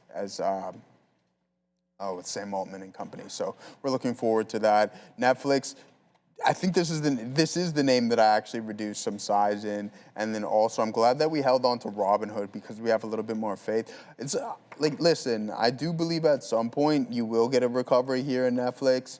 It's just not right this second, in my opinion. And same thing with JP Morgan. I'm really disappointed in what this name has been doing, but you have to be extremely patient with it. Nor is it always the cleanest price action, right? Like when you do go on these runs, I mean, we can call this an uptrend consolidation, right? And then next thing you know, you take a massive leg higher. And I think Neil and I were both agreeing that JPM, it's almost inevitable until they hit that $1 trillion market cap. I mean, that club is getting bigger and bigger. And how far away are we on our AMD, right? As it puts in a new all-time high. Like AMD is only a couple of weeks, like maybe a month or so away, a couple months away from hitting $1 trillion, right? So you have another 1.65 there, or yeah, 1.65 billion, 100 billion, whatever that may be, to get there. So yeah, exactly, $165 billion. And then bang, sure enough, you're going to be off to the races. And someone was mentioning yesterday the fact that, like, hey, its PE is high. AMD has always had that. There we go. Now we got filled on that full amount there, and as it's starting to pull back in. So let's see what we got going on with this HUBC. It looks like it wants to break down, to be honest with you. And if it does breach 40 cents, then we just get out of the position.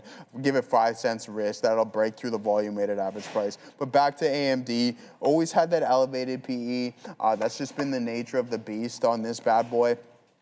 And I think it will grow into it at some point. We talked about AMD hitting, I think it was like a couple $1 trillion. I mean, not anytime soon, but I believe at some point it will, especially if it's going to be a direct competitor with NVDA. What is our market cap on this bad boy right now? Even though I don't really know, 5.2. So it's lost 300 billion, which I mean, almost smoke on the water at that point. With this name especially. So, yeah, I mean, not too bad. What's the PE on this bad boy? We're sitting at 32 times. Hey, man, it is what it is. What else do we got? Ownership, 70% institutional. Let's pull up ARM. I actually like that metric. We'll take a look at ARM because I know it's like 85% owned by institutions. 95%, and the other 4.5% by others. And look what this stock is doing. That's crazy. All right, I mean, I mentioned that not too long ago. It was like, why would you not get involved with that? This institution, Masayoshi's son, Shreve's boy, over there at SoftBank, definitely helped this name continuing to climb a little bit higher, man. Which ARM? Yeah, Mashy. Oh, yeah. Yeah, well, that's another one with a very small float. Going to be similar story with SpaceX as well. Going to Majority of the shares are going to be held by institutions. Institution. One. Yeah. So that's kind of SoftBank owns the majority of ARM shares. No. Oh, I thought you said no. I'm talking SpaceX. Yeah, we know that. I was saying that Massachusetts company owns. It's going to be about 2 to 3% of the float for SpaceX. Yeah. So they're saying B. some of the funds like the Russ and stuff like that may not be able to pick it up. They have a 5% minimum of float. I like carrot muffins. Yeah, okay. Keeping an eye here on HUBC. I mean, I'm not in love with the trade, but I do see a lot of support at 40. So I'm thinking maybe scalp. If it dips down into 40, I'm probably going to pick some up. Maybe trade between 40 to 46. It does feel like it's on the downtrend, though, for the individual asking in the chat. A lot of lower highs with a flat bottom, so acutely aware of that. Also, DEVS just popped up pretty aggressively there. It also could be suffering from a lower high, so be careful with this one. But hey, when I said that yesterday, on that Musk stock, it ended up ripping up, but not before it stopped a lot of people out. And this is what it's doing right now. It's popping into 33, putting in a lower high. So DEVS on watch. I'm also interested still in CDT, man. I know it's got a couple of candle red pullback here, which is fine. Still above the volume weighted average price. So I might give this one another community college try here to see what this one has to offer. Where's my CDT screen? There we go. I don't know what I just did with that. There we go. All right, back. CDT. Let's give this one to, I'm going to give it to 169 or something like that. Let's give this one the old college try. So we're going to go just like that, and we'll see what we get on this one. Let's see if it bounces off the volume weighted average price above it. I'm going to give it a try here, 213. It filled pretty aggressively, but it was a good trending stock until that time. So put in the stop at 69er. Let's observe to see what we get on that. ASTC as well, starting to look pretty okay here. A bit of a bull pennant being put. A lot of lower highs, though, so something to look out for there. But this one kind of moves in waves. You get sporadic up movements. We saw that yesterday. We're seeing it again today. So ASTC, I think, still a really good play, but obviously a bit more expensive now with a wider spread. So you're going to have to factor that into your assessment of whether you want to trade this or not. So those are the ones I'm looking at. ASTC. We're not going to get into VCIG until I see a 9 or a 9.5 break. We'll see how that cookie crumbles. Still holding HUBC. I want to see if I can trade that below that or at that 40 penny level. Where's my HUBC? I want to see if it comes back into 40 here. I'll put in a quick dip trade for that level. Let's put it at Let's put it at 0.405 just so that we get the exact area here, 0.405 that we want. So throw that order on there and see if it fills there, Joey. So that's it. That's all I've got at the moment. People are saying AMC. I didn't know AMC was moving today. Let's have a quick look at American Movie Classics. I know that's not what it means, but you know what? You like what AMC channel? You ever watch those? Yeah, back in the day when it was. Back in the day, right? That was. Is AMC halted? What is this? No, can't be. It's just not doing any shares. Okay. It's up 10%, 9.5%. AMC back above $1 billion valuation, but yeah, it's not a bad trend. I don't mean to disparage this trend. It's fantastic.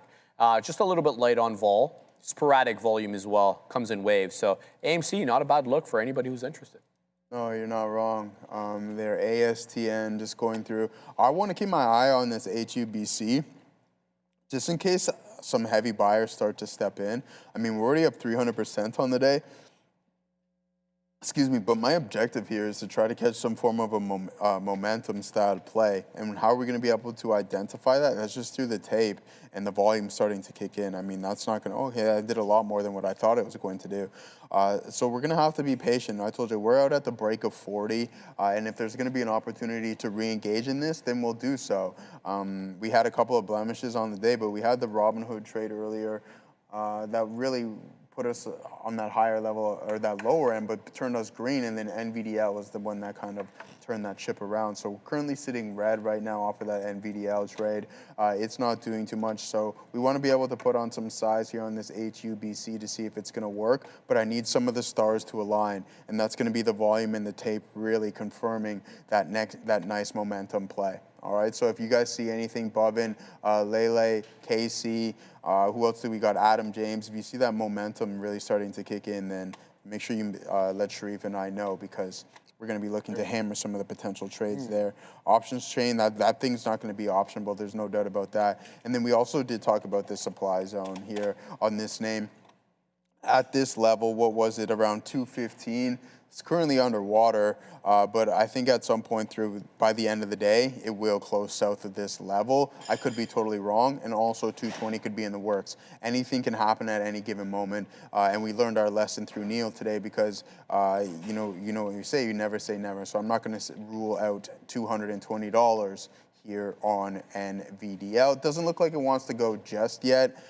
So I have no issue with sitting on our hands and waiting until that 230 marker until we can find something that we can really hammer. Yeah, absolutely, brother. Absolutely. Continuing to watch these names. Nothing going on in my world over here. We're still holding HUBC. We got a little bit on devs. I'm looking for devs to kind of continue upward into that, I want to say 40 penny area. Here comes 34. I don't mind adding into this position either. If it loses 30, I'm out. It's really that simple. I'll continue to watch this one, but I just saw this one pop up as well on my scanner, WLDS. Not bad, up to $1.05, ripped through $1, very new trade. Doesn't even have 1 million shares trading yet, about a little bit less than 500,000 right now, 448, but the volume is picking up, as you can see it by the volume bars in the bottom. So keep your eye out on this one, WLDS. Could be a good breakout here. I'm going to take off PRZO because that's going to lose the volume weighted average price. We'll put WLDS on the side chart.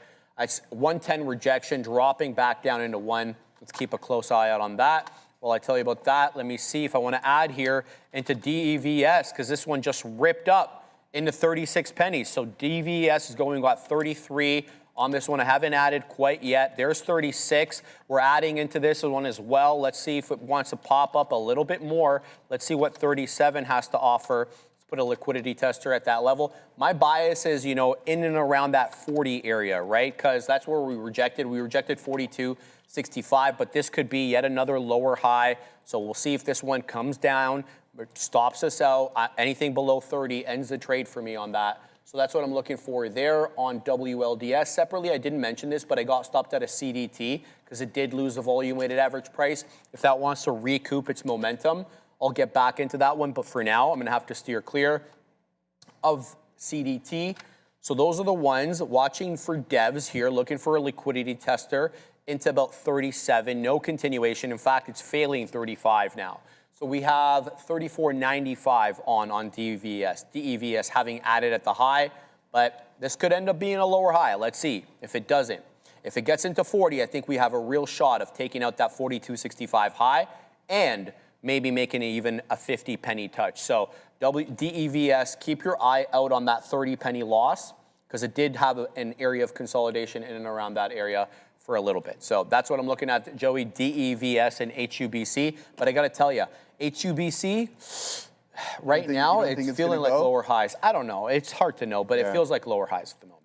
Yeah, it does. It's giving that vibe here. I'll look higher low on Meta. Speaking of lower highs and higher lows, there it is. Los Polios pretty much held so much IGV stock all paying today. Yeah, a lot of IGV going on here.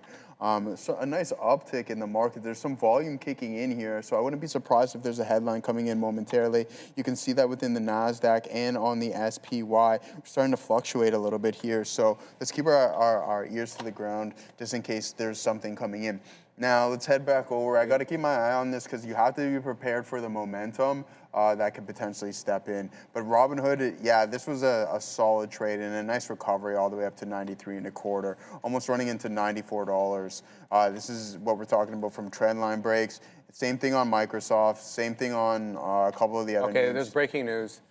It says there is a senior Iranian source to Reuters. A political understanding has been reached between Iran and the U.S., but it has not yet been finalized. That's what Walter Bloomberg is reporting. So, yeah, that's the headline there. Thank you very much, David, for the $10 super chat. Did not buy any at noon. VCIG, wick up to $9.93 LOL. Yeah, your boy Neil had to eat there. Adam James Abroad, Goldman Sachs and Hood look good. Happy birthday at Unknown Who. Okay. Shout out to Unknown Who. Happy birthday. We're going to pause for a second. I'm going to send you up to Adair.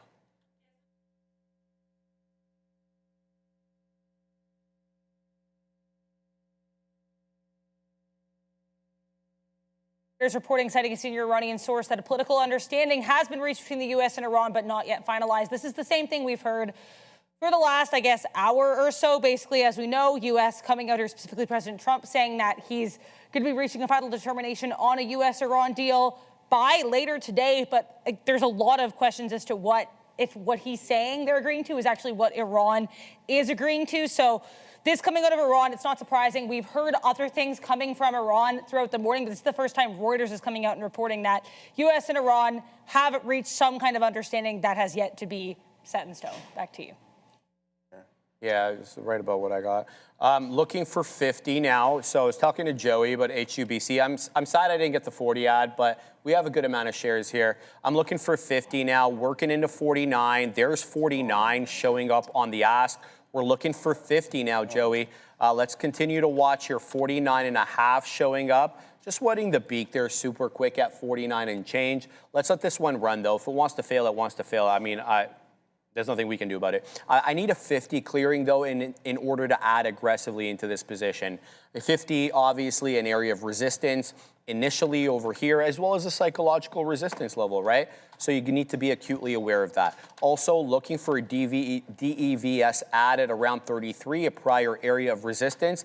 Watching here, I need this area generally to hold up. I stop out below 30, full disclosure. So let's see what this one does. Coming back down now into about 32 and change. It's not really holding up prior area support. So I'm going to get in here, and I'm going to give it to 30. He wants to fail 30, he wants to fail 30. There's nothing I can do about that. So we're going to put stop 29 and 2/3. So let's go ahead and do just that for our trade here on DVES at 29 and 2/3, and we'll stop out. Let's give it to 29, give or take. So we'll see what that one has to offer. Continuing to watch here, HUBC, so that actually clears 50. So we get the 50 print there, but there's no continuation as expected.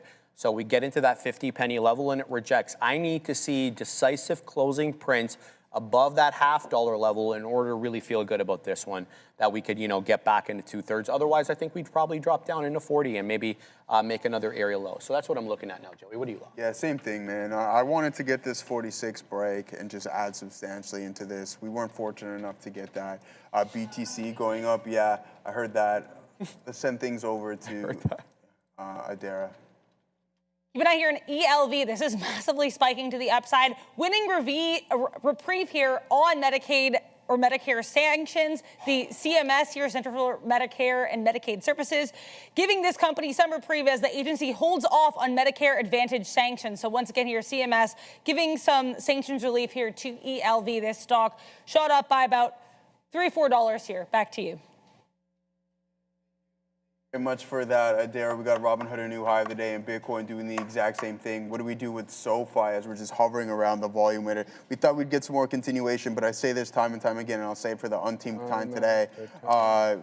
Pre-market rips like this, we don't love that, right? Like we want to see something nice, cool, and modest, not going absolutely parabolic to the tune of 10-15%. Eyes are still on HUBC as that's starting to climb a little bit higher, 5 cents, but not what we're looking for, nor is it from a share size standpoint. We wanted to start small, and now the momentum really started to uptick, so we'll have to keep our eye out on that. If you guys were curious, here's a portfolio tracker of Amin sitting in second place, 61% on Rocket Labs, 15% in ASTS there, and then Marvell 144%, and you have Eli Lilly turning positive for Sean. Then we have CrowdStrike 55%, and Walmart doing me dirty, and JP Morgan down 8%. But Babcock and Wilcox helping Obi out there in that fourth place spot, 122% to the top side. And then we also have Randy sitting in second place, two 17%ers. That's not too bad. Brendan with IREN, and then we got our boy Sharif with Broadcom up 24%. But it's Thermo Fisher raining on that parade and some Northrop Grumman. But I think you and I mentioned this from before. We thought that these military plays were going to be hot, but then brother, I only own one of those, so how this does immaterial to my portfolio. So that's kind of the way it goes, guys. EEIQ was ripping up into 5 1/3. It is dropping back down now into about 480. I'd say look for a 450. Oh my days, this is bad. That's a big drop. 536 halt level. It is now down over $1 into 438. Ouch. Yeah, that's what these ones do, man. That's kind of the look. So be careful with these ones, guys. But EEIQ, look, it's still a big on the day, 78 and change, but this is the problem with these ones, especially the spready ones. They can really move in a hurry, both good and bad, because you can be in the money pretty quickly. I also want to mention that VCIG is starting to find some support here, generally at around $8. So it did wick obviously below into 7 2/3, but it held the volume weighted average price to a T. We just breached prior bar high, but I want to point out that we had done that over here on the 1225 candle relative to the 1220 candle. So I'm going to need to see a little bit more. My assertion was that I'm looking for a move above 9. I'd like to be above that halt level, but VCIG can get above 9 pretty quickly, right? And we've seen that, multiple halts to the upside. So have your orders ready or have it on a side screen, whatever you need to do there, just to, kind of get an idea when this one's going to run. I'm still continuing to hold devs. I'm still continuing to hold HUBC. I'm looking for a move above 50, but as we stated earlier, that's a little bit hard to come by right now. Lele saying PRFX is up 200%. Oh my days. Who are we going to take off? EIQ, I guess. PRFX. Thanks, Leandra, for that. It's up 219%. You're absolutely right. But the majority of the move, Lele was at basically 515. Wow, what a move up, man, from $1.40 or $1.39 into 9.25, 565%. That's why we're still up 221%. It's because we made such a big move initially. But it's been kind of a range, Leandra, more like a 4 and change buy and then sell maybe into VWAP or something. So yeah, that's what there goes HUBC wrapping up, taking out my order there, looking for 52 fill. No continuation though, SSE. No, even though this is above the $0.50. Guys, if this squeezes aggressively, we could see 55 quick as you like. We need to take out some levels. It does feel like a thick trade though at this level because we're not able to clear 51 quite decisively yet. Let's see if we fail 50. That's going to be interesting there to see if the shorts were earmarking that breach of 50 in order to get in and pound this one down. So we'll see what we get with that. Oh no, it's not going to work out on devs for us though. We're really close to getting stopped out. If it loses 30, I'm out. I felt like this one may have had some support at 30. Feels though that maybe we're set for a bit of a drop into the volume weighted average price. If it does that, it's going to do it without me, because I will not be holding into that level. I'm still keeping an eye here on VCIG, which is making a move into 8.5, but you'll recall that 8.5 level was pretty staunchy as an area of resistance from when we opened from the downhaul. So watch out here for an 8.5, a drop, but HUBC taking out all my orders to the high side. There it goes into 53. Let's go ahead and wait at 54 on this one. We're going to wait at 55 as well. See if we can get that one, Joey. Big move up here for HUBC. This is a rounded bottom if I've ever seen one, Big Spile. And by the way, guys, we all know that Big Spile always likes to harp on Joey. But you know what? He sent me a DM today. And he's like, tell Joey I love and miss him. So although Big Spile, he likes to call your friend, different things. I don't think he's in the mood to hear it at the moment, but he is a very kind gentleman, and we love you, Big Spal, if you're listening, brother. So shout out to you. Continuing to watch here, guys. HUBC dancing around at 52.5. I'm looking for a bigger continuation, but simultaneously disappointed with the trade here on DEVS, dropping out of contention. It is losing 30 pennies and about to stop me out here. So it's at VWAP. I mean, if I got to give it to below VWAP. I think that's the right thing to do. If that's another shekel or two, that's fine. Let's keep a close eye here on this one. I need to give it to at least VWAP. If I stop out before VWAP, that's probably not the right idea. Here comes again HUBC though, into about 54, showing high 53s, but no continuation, man. At this level here. I'd like to see a little bit of a squeeze here for sure, 53 cents. But I just think at this pace, it's either going to break down or it's going to head towards the high of the day and breach it. So let's see if we can get there. It goes. There it is. A nice little. There's hey, a nice little you got a pretty good price there, man. It's not bad. You got a pretty good price, my guy. But I didn't. Like I said, man, I didn't have half the shares that I wanted onto this position. We never caught that fill down here. Right. But yeah, we have to be prepared. Like Shreve says, man, these things can be around for a good time, but then they can just break down relatively quick. So yeah, I mean, if it doesn't continue on this path, then things could probably get a little bit ugly as the tape is slowly starting to turn. And there you go. You have some size stepping in. There it is, just like that. You drop 5 cents. You sit in this for quite some time. But hey, we're gonna try to diamond hands this. Maybe we're just absorbing some more liquidity as we're up 366%. It's either boom or bust on this bad boy. We're going for the high of the day, Sharif, or it's nothing. And right now it doesn't seem like it's boom or bust on this thing. And it seems like nada potentially on that bad boy. I don't know how to feel about SoFi. I don't think we're gonna try to take any more stabs at that. People are saying NVDA was breaking out here. Sure enough, I mean, it did head towards the high of the day. We'll take it. We're not going to complain about it. But, hey, we were long right at VWAP. Does this initial flush on NVDL, taps into it, and then AC Slater to that bad boy and starting to climb a little bit higher. There's Nebius. Big time move over there. QUBT. And then you like that name, Nebius? Isn't that from... what's that? Guardians of the Galaxy? The sister's name? I have no idea. You know who Gamora is? Gamora? Yeah. I know Sodom and Gomorrah. Who's that? Oh boy. Oh, is that? Yeah. I never read it. Yeah, I can't really go through that now. Are they good or bad? They're cities. Oh, they're cities. We'll just say that. We'll just right? say that. Yeah. Well, shout out to me because I clearly never read the Bible. But anyways, I'm on Psalms now. So how many times have you read these, the Old and New Testament? This is my first time around the Old Testament. And this is where you found out this city from? No, I knew about them because everybody it's popular culture a little bit, but yeah, but it's my first time around the Old Testament. So now I'm in Psalms, I'm in early Psalms. Most of the Psalms, or a large part of them, are by King David, right? But yeah, not all of them are by King David, by the way. I just finished Job, and Job was very insightful. Yeah? Very insightful. Oh, yeah. Oh, God, yeah. Very insightful, Job. It's all about, like, permitted suffering. I'm not going to go into the whole thing, but very interesting, very interesting. All right, guys, continuing to watch HUBC drop into about 48. It's losing the bid, but simultaneously, Devs is reawakening here. Here we go, baby, into 33. Thank you very much, Vinny City. Very kind of you to say that, brother. All right, there we go.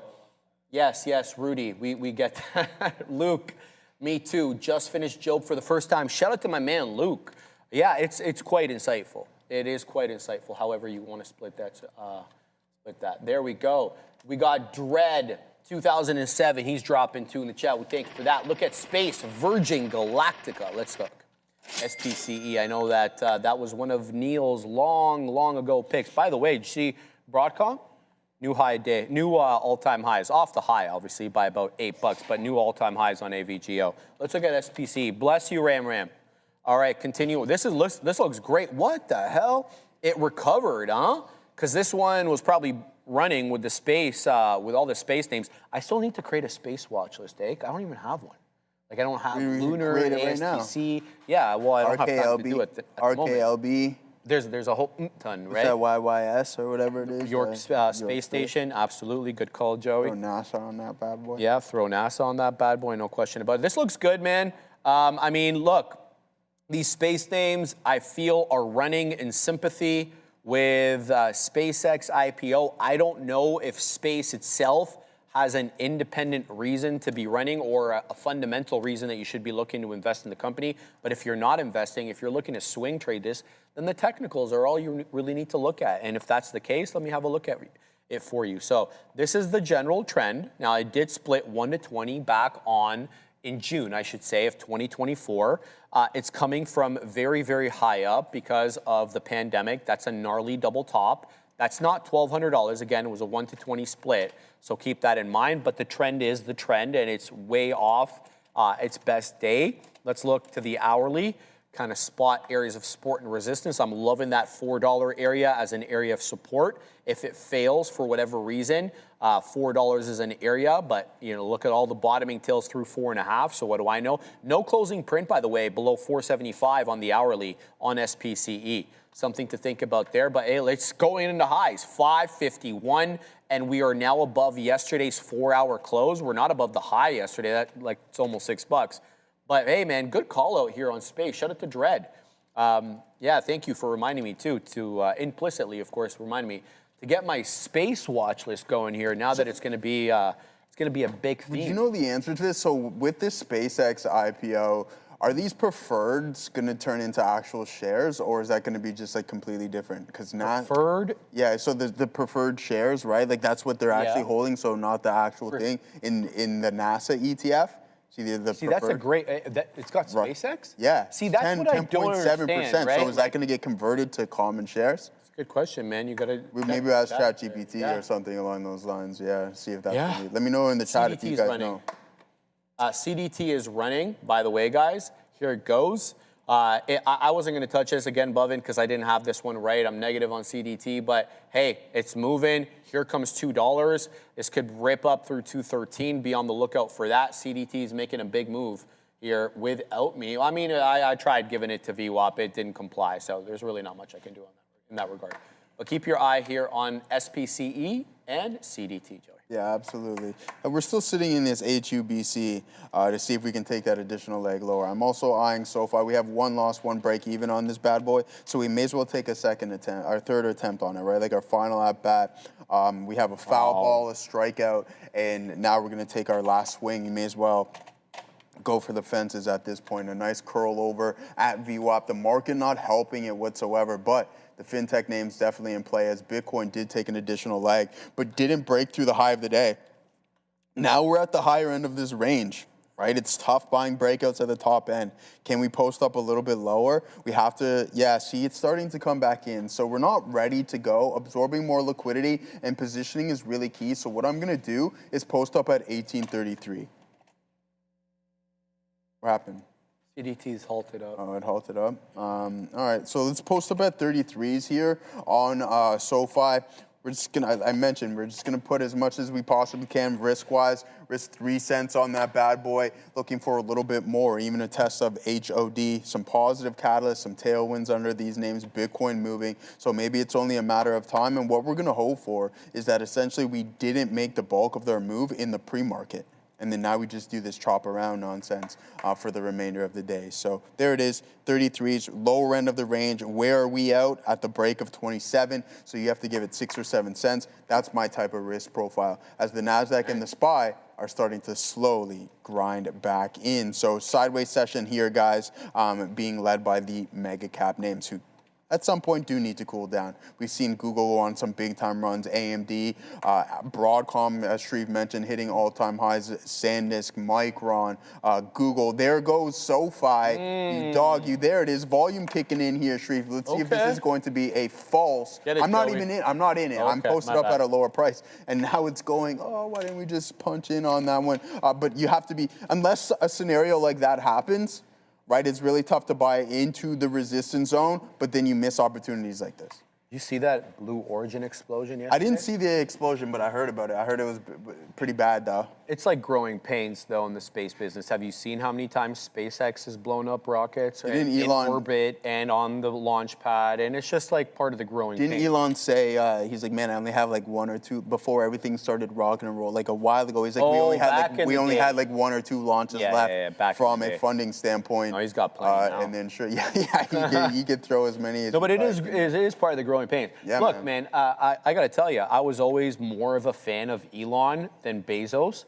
But now, I got to tell you, I'm a fan of both now, man. Wait, because what, his take on tax? I didn't really like Bezos, and during the pandemic, he rubbed me the wrong way on some of the social policies that he chose to espouse. But I'm liking the sound of his thinking, his jib.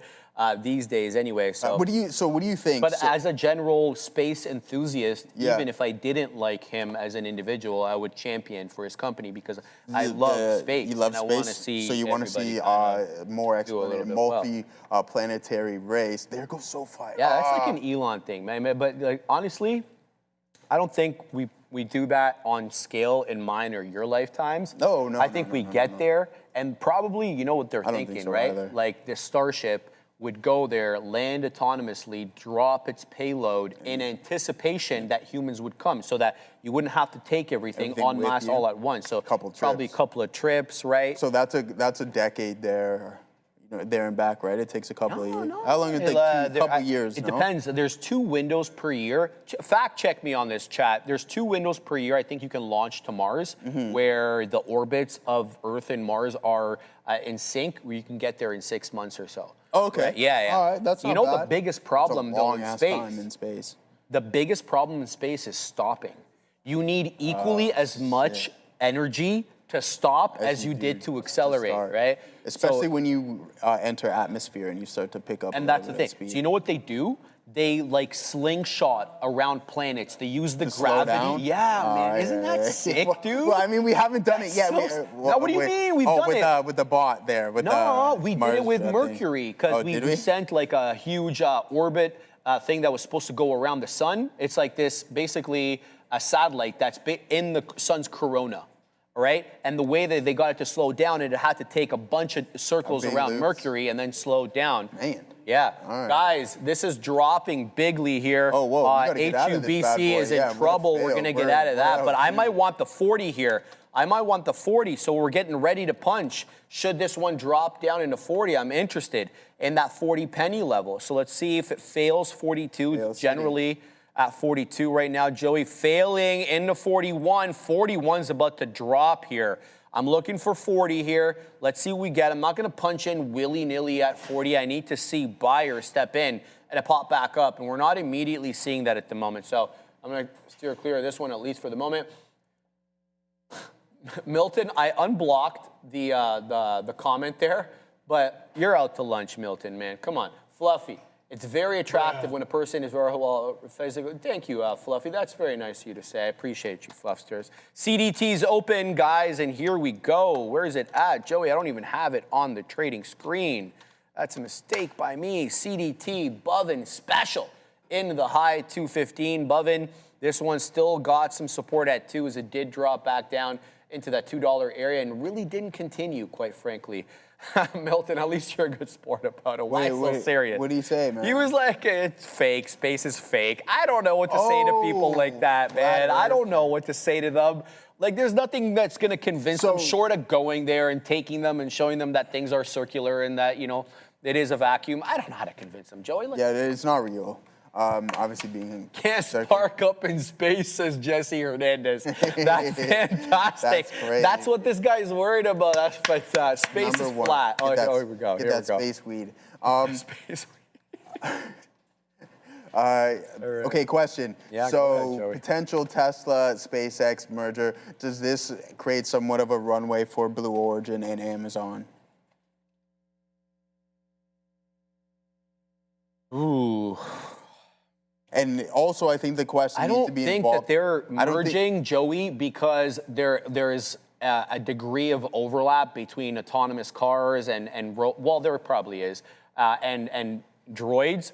But I think what they're doing is they're scaling for terafab and economies of scale. Yeah, that's my understanding. And do you think maybe financially for one to kind of off-balance the other, I mean. right? That's what I'm right. saying, So like Tesla. So that being said, I don't think Amazon necessarily needs to fall into that mode. No, but to be fair to Amazon as well, they're building up chips up a store. Marvell, Broadcom, they got deals with everybody. Tranium, Gravitron, right? Yeah. We know that. So they won't merge, says Tick RSim. Yeah, we'll have to wait, brother. But yeah, entitled to opinion, obviously.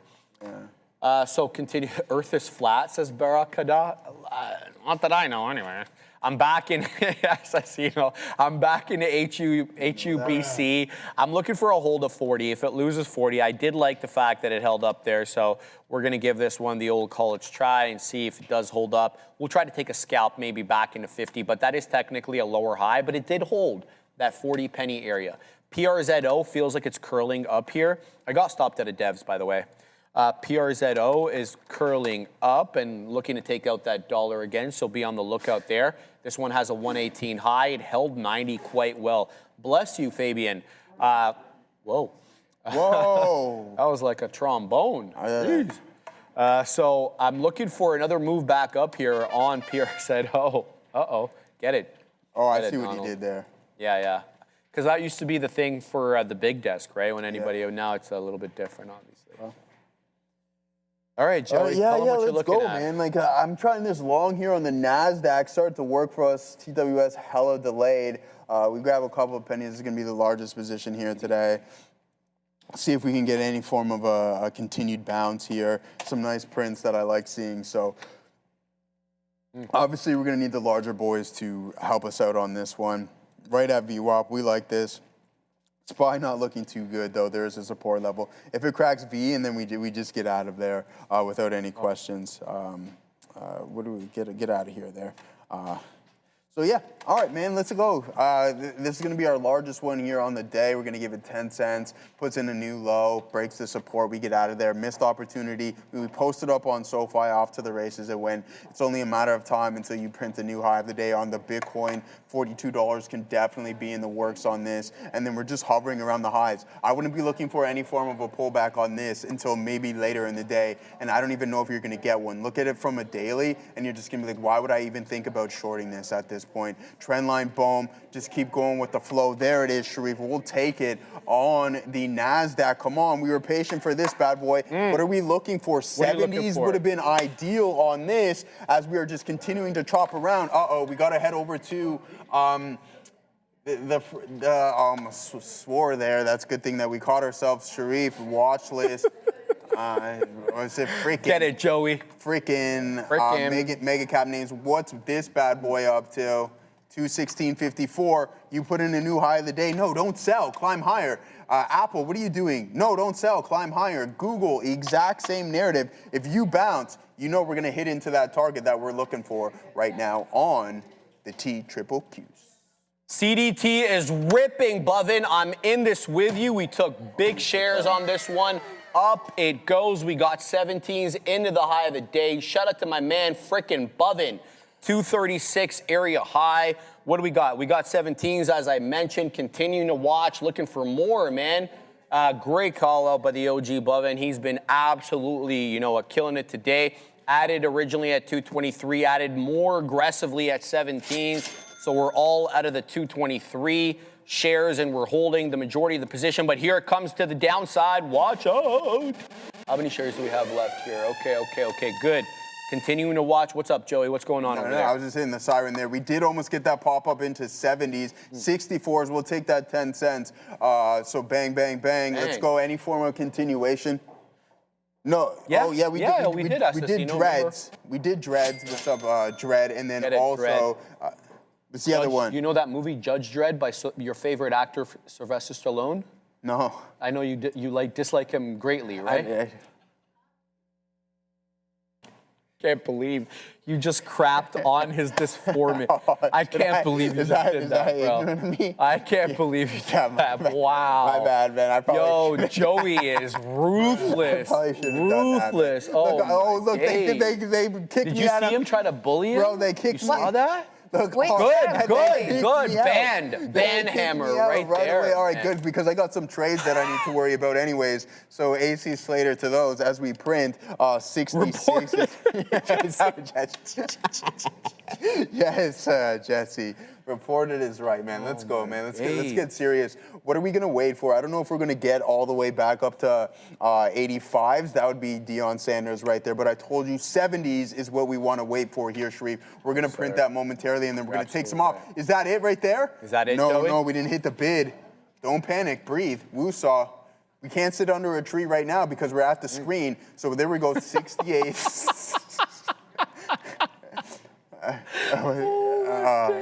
So what is he doing?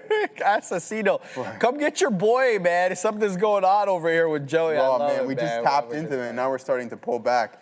We got to keep an eye on Google, NVDA, and some of these other names. I think we'll get it momentarily. Yo, Adrian. Why not? No Apple. What happened with Apple? Well, it's selling off a little bit. Well, yeah. Sometimes you got to take club here, what the market gives you and not be overly greedy. But we want to try to make these trades as profitable as we can. We're pennies away. It hurt me. I'm no longer saying my levels out loud. That's crazy. No, you got to say them out loud. How's the chat going to know, man? Well, they can look visually. Brad used to think that. By the way, he used to think the algos were listening to his positions, and he would refuse to say them out loud. Listen, because he thought the algos were targeting his 25 look at that. I'm shares, talking about 70s. I wanted to print 70s on the bid, and then it pulls back like there's no tomorrow. Love it. Yes, thank you, Assassino. Oh, Jacques. Jacques a Paris Saint-Germain fan, man. 2-1 for PSG tomorrow. Good luck, my friend. You're all class shock, man. Thank you very much. You've been very, very, I guess, nice during this time because not everybody thinks that it's going to be that close. Look, man, I'm thinking it's not going to be a high-scoring game. I say that for a reason. I mean, I think that Arsenal just, in general, doesn't concede that many goals, right? That obviously could change with the attacking prowess of Paris Saint-Germain. Right, but I'm looking for a competitive game, guys. Hopefully, Yuri and Timber comes back because right now we're working with Mascara as the right back, obviously a makeshift right back, which could be some trouble there for us. But I think we got a lot of the good players back. Mikel Mourinho's back. We got Kai Havertz. We got Gabriel Jesus. We have Gyökeres. We have our attackers, Martinelli, Trossard, Madueke, and Saka, both on the wing. We have a lot of our guys back, which we didn't have towards the tail end of the season. So I really hope that we do quite well. And I'll be watching tomorrow, 12 o'clock, Champions League. Get it, Juan. All right, guys. PSG 4, Gunners 2, says Sean. That's cap, man. Jacques, Sharif, I agree. You guys have better defense. I think you guys have better offense. Just the way it is. I love Desiree Doué. I love Vitinha. I love Kvaratskhelia, or however you say his name. Obviously, Ousmane Dembele, an OG as well, but he's a hit-and-miss player. Who else? You guys have that Fabian Ruiz guy in the midfield, more of a holding player, but good nonetheless. Exactly, John Korb. Their attacking prowess of Paris Saint-Germain is pretty aggressive, so that's kind of what I do worry about. All right, we're doing well here on both trades, Joey. Just before I get to that super chat, Assassino, leave it up. PRZO just took out the dollar again, and I'm in at 99s. I'm looking for a breach of 105. I worry about 105 here because that's where a lot of resistance. Just take a look at what we did over here. A lot of resistance until we got that 118. So be on the lookout here for a 105 rejection. I stop out below 90. So there it comes right back into 101. So to be expected. Michael, thoughts on RKTO? Changed name from Hoff. Oh, really? I didn't know that. Went from biotech to AI space chip and orbital computing. Do you want to look at RKTO, see the technicals on this monster? Yeah, like this is the stuff that just drives me through the wall, man. It's just like a penny away. I don't understand why I just didn't take it. And then now it's starting to sell. Shreve, the Apple frustrating me as it's starting to sell a little bit. I know it's everyone's fault. Except for mom, obviously being highly Friday, sarcastic. so don't let this affect your mood. You got to go into the weekend in a good mood. Right? You can't let this, it's Friday then. It's Friday then. It's Saturday, Sunday. It's Friday then. Don't worry, man. You're not going to psych this guy out, man. Let's head out. Let's see if we can get a little bit of a recovery in these bad boys. What do I have to do here? Check out RKTO. Okay. For sure, man. I thought we're going to take a look at TKO. That'd be more preferred RKTO. Technical knockout on this bad boy. Rocket One, not very liquid, but it is definitely a small cap name. Not too bad. We'll head over to the daily and see what we got going on. I have to keep my eyes on my position, just in case this is going to be a lower high that we don't want established and the market doesn't bounce off of VWAP. If it does and we can break this pivot, then let's party on Wayne and Garth. I mean, we were almost at a 2-1 on that one, on this name. Wayne's World, yeah, exactly. Up here, why, Sharif, sometimes you just got to take it. Like, what am I waiting for? A penny? Like, literally a penny. I wanted the bid to hit it. They heard me, and they're like, ha. Yeah, right. This is what they did to me.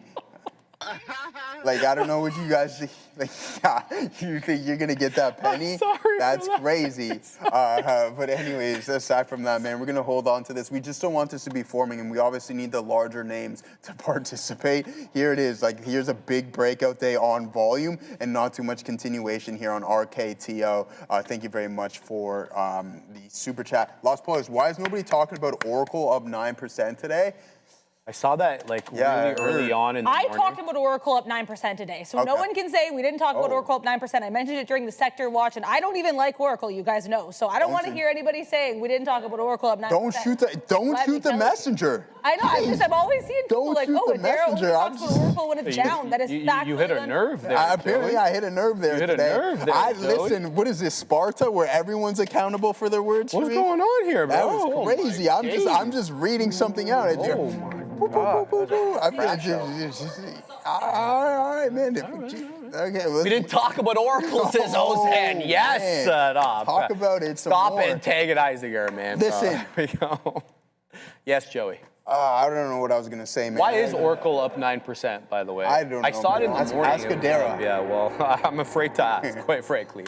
VCIG just failed VWAP, guys. I hope everybody's involved with a stop loss there, because that area at 7 2/3 was a staunchy area of support. It is now failing. Be on the lookout. We're going to start the new segment. Sia's locked and ready to go. I just want to mention PRZO. I'm looking for a breach of 105. I'm going to layer my orders here because, you know, when the new segment comes on, I can't be as active. So that's going to be number one. But I do stop out below 90 pennies. With respect to the HUBC trade, I stop out below 40 pennies. I'm looking for a move here above the 10 EMA on the 5 and then a possible move above 50, which failed last time. So that's a look. CDT is ripping again, Bovin.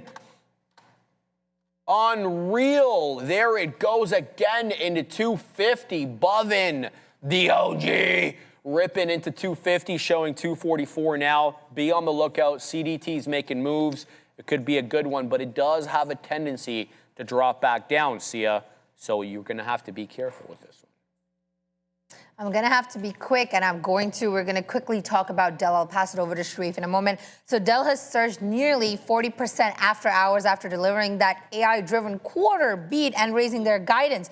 Revenues jumped 88% year over year to $43.8 billion. AI-optimized server revenue has also soared 757% year over year to $16.1 billion. Now, management has also raised the full year AI revenue guidance to $60 billion, which is up from $50 billion previously, telling us clearly that the AI demand is soaring through the roof. It's more than just steady. The company has also highlighted, like we mentioned in the show yesterday, a $9.7 billion Pentagon software contract, and this will strengthen, definitely, DELL's exposure, whoppingly up on the day. You know I love that word, 29%.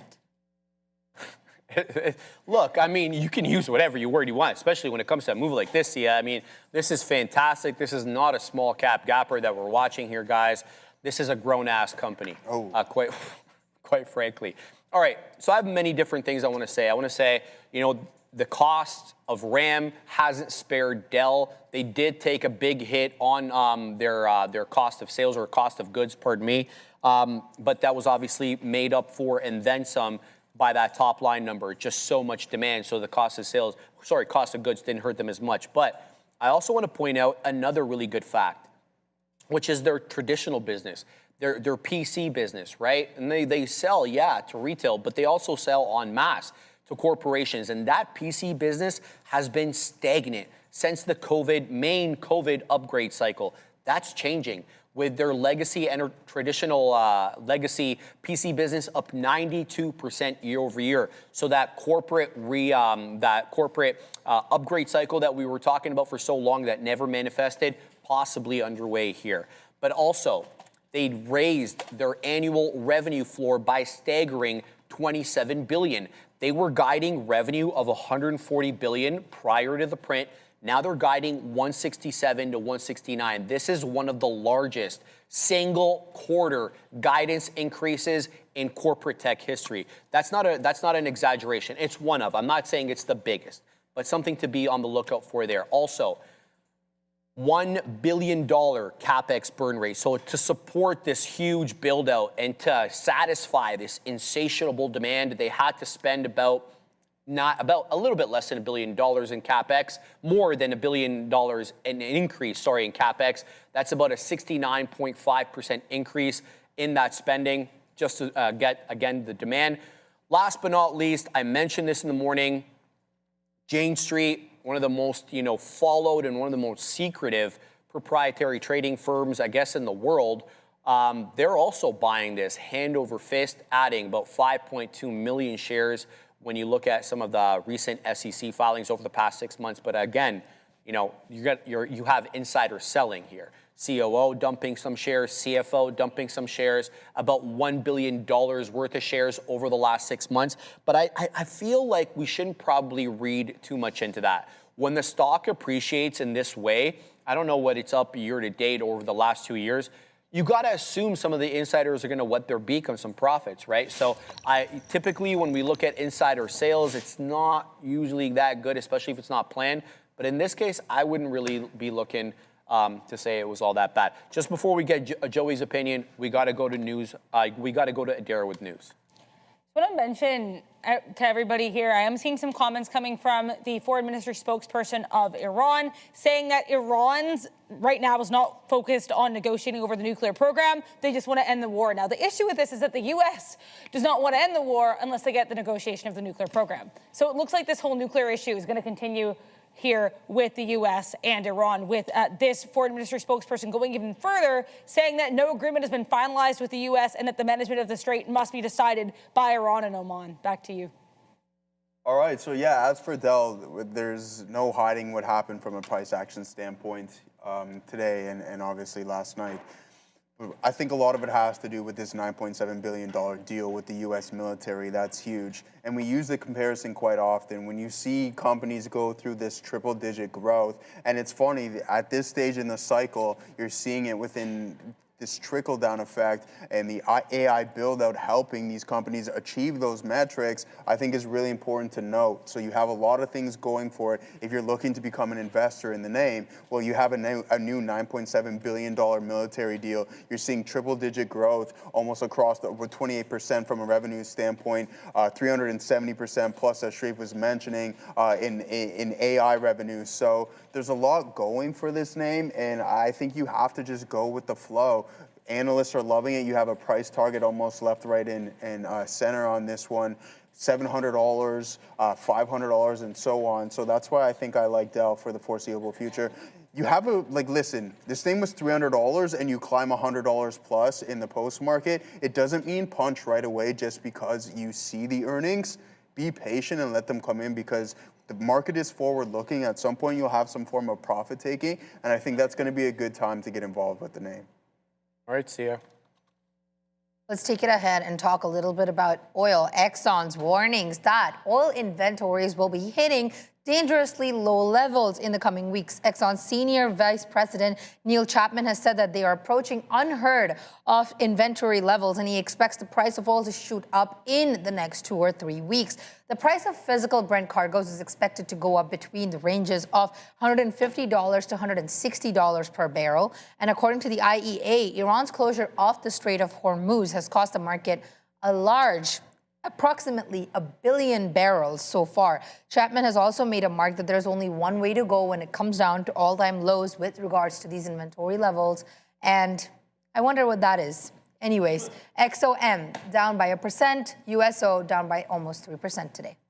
Yeah, I think the inventory levels is concerning, but I also think it's more concerning for the Asian countries than it is for the North American countries, because we're pretty well supplied over here. Now, we are suffering from higher prices. That's a global phenomenon, right? But when it comes to the actual supply of oil, we've got Venezuelan oil coming in. We've got oil, obviously, from Texas, West Texas Intermediate oil. We obviously have Alberta oil as well. So I think North America is pretty well supplied, but obviously we are suffering from an issue with price. So that it does create a bit of a problem. It creates a problem in many corollary industries as well, whether you're talking about food or input costs for plastics or God knows how many different things. So the sooner this gets resolved, as I've said many times, the better. Exactly. Like, you have countries having to find new partners to trade with. You're talking about the West, Sharif. Well, you have India looking to purchase 5 million barrels from West Africa. So you're going to have to diversify. And I mentioned this from when the tariff tantrum kind of started, is are you going to see countries really start to diversify where their imports, exports are going to lay? And I think that's going to be the exact same narrative. By the end of this, Sharif, I wouldn't be surprised. And it was a sales pitch from Donald Trump. I forget when he was, but he's like, hey, America, we have a lot of oil, start buying it from us. But I think that's what the realm we're going to fall into. So we're not so heavily reliant out of this Strait of Hormuz and the Iranian oil that you're going to see countries like Australia, who is struggling for a bit, and then the Asian countries as well, too, to diversify so that they don't run into this problem again. Fantastic point. And you know what else we've seen? The price and the rise of coal. Coal prices are rocketing and typically pretty stable since the beginning of the conflict. Haven't been this high, apparently, since the Ukraine-Iran war initiation, because people are having to turn on their coal burners again, brother, because they can't get the oil, right? So that's, I mean, I'm not going to go down that whole road, coal this, coal that, and you know all the politics that come with that. But that is something to think about. And what do you see from China? Like, what if the Chinese and the Americans strike some form of oil deal, right? Like that could be good for them. I just think question about it. You have to have learned your lesson from what Donald Trump's done with tariffs to the exact same thing here with oil. So I mean, Scott Thomas, and he's like, China, coal is going up because of China. Absolutely. I mean, what do you want them to do, man? They're the ones that are affected the most by this. Not just China. Well, yeah, probably China that affected the most, but Asia in general, because of the strait, right? A lot of the strait, the boats coming through the strait went into Asia, and so that's obviously a big problem for them. All right, Sia, this next topic is very dear to my heart. It is very dear to your heart and also very, very cool to research about too. Air taxi breakthrough, but bit of a pause. Let's look into it.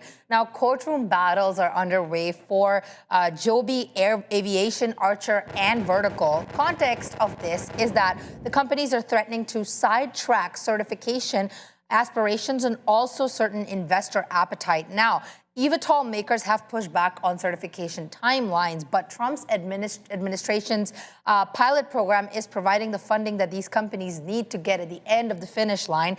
And a little bit of a history on this. So last year, JOBY Aviation had sued Archer, accusing the rival air taxi maker of corporate espionage and using stolen information to interfere with real estate developer deal. Weeks after that, Archer bounced back, and it was alleged that JOBY Aviation had been hiding ties to China, and also the company had embarked on a calculated year-long scheme. But this is just one example. There are a lot more. Let's not dive into that, but the companies are clearly making a turnaround. Vertical was in the midst of a huge collapse, and now the company is making a significant comeback. It's received $850 million funding package late April of this year.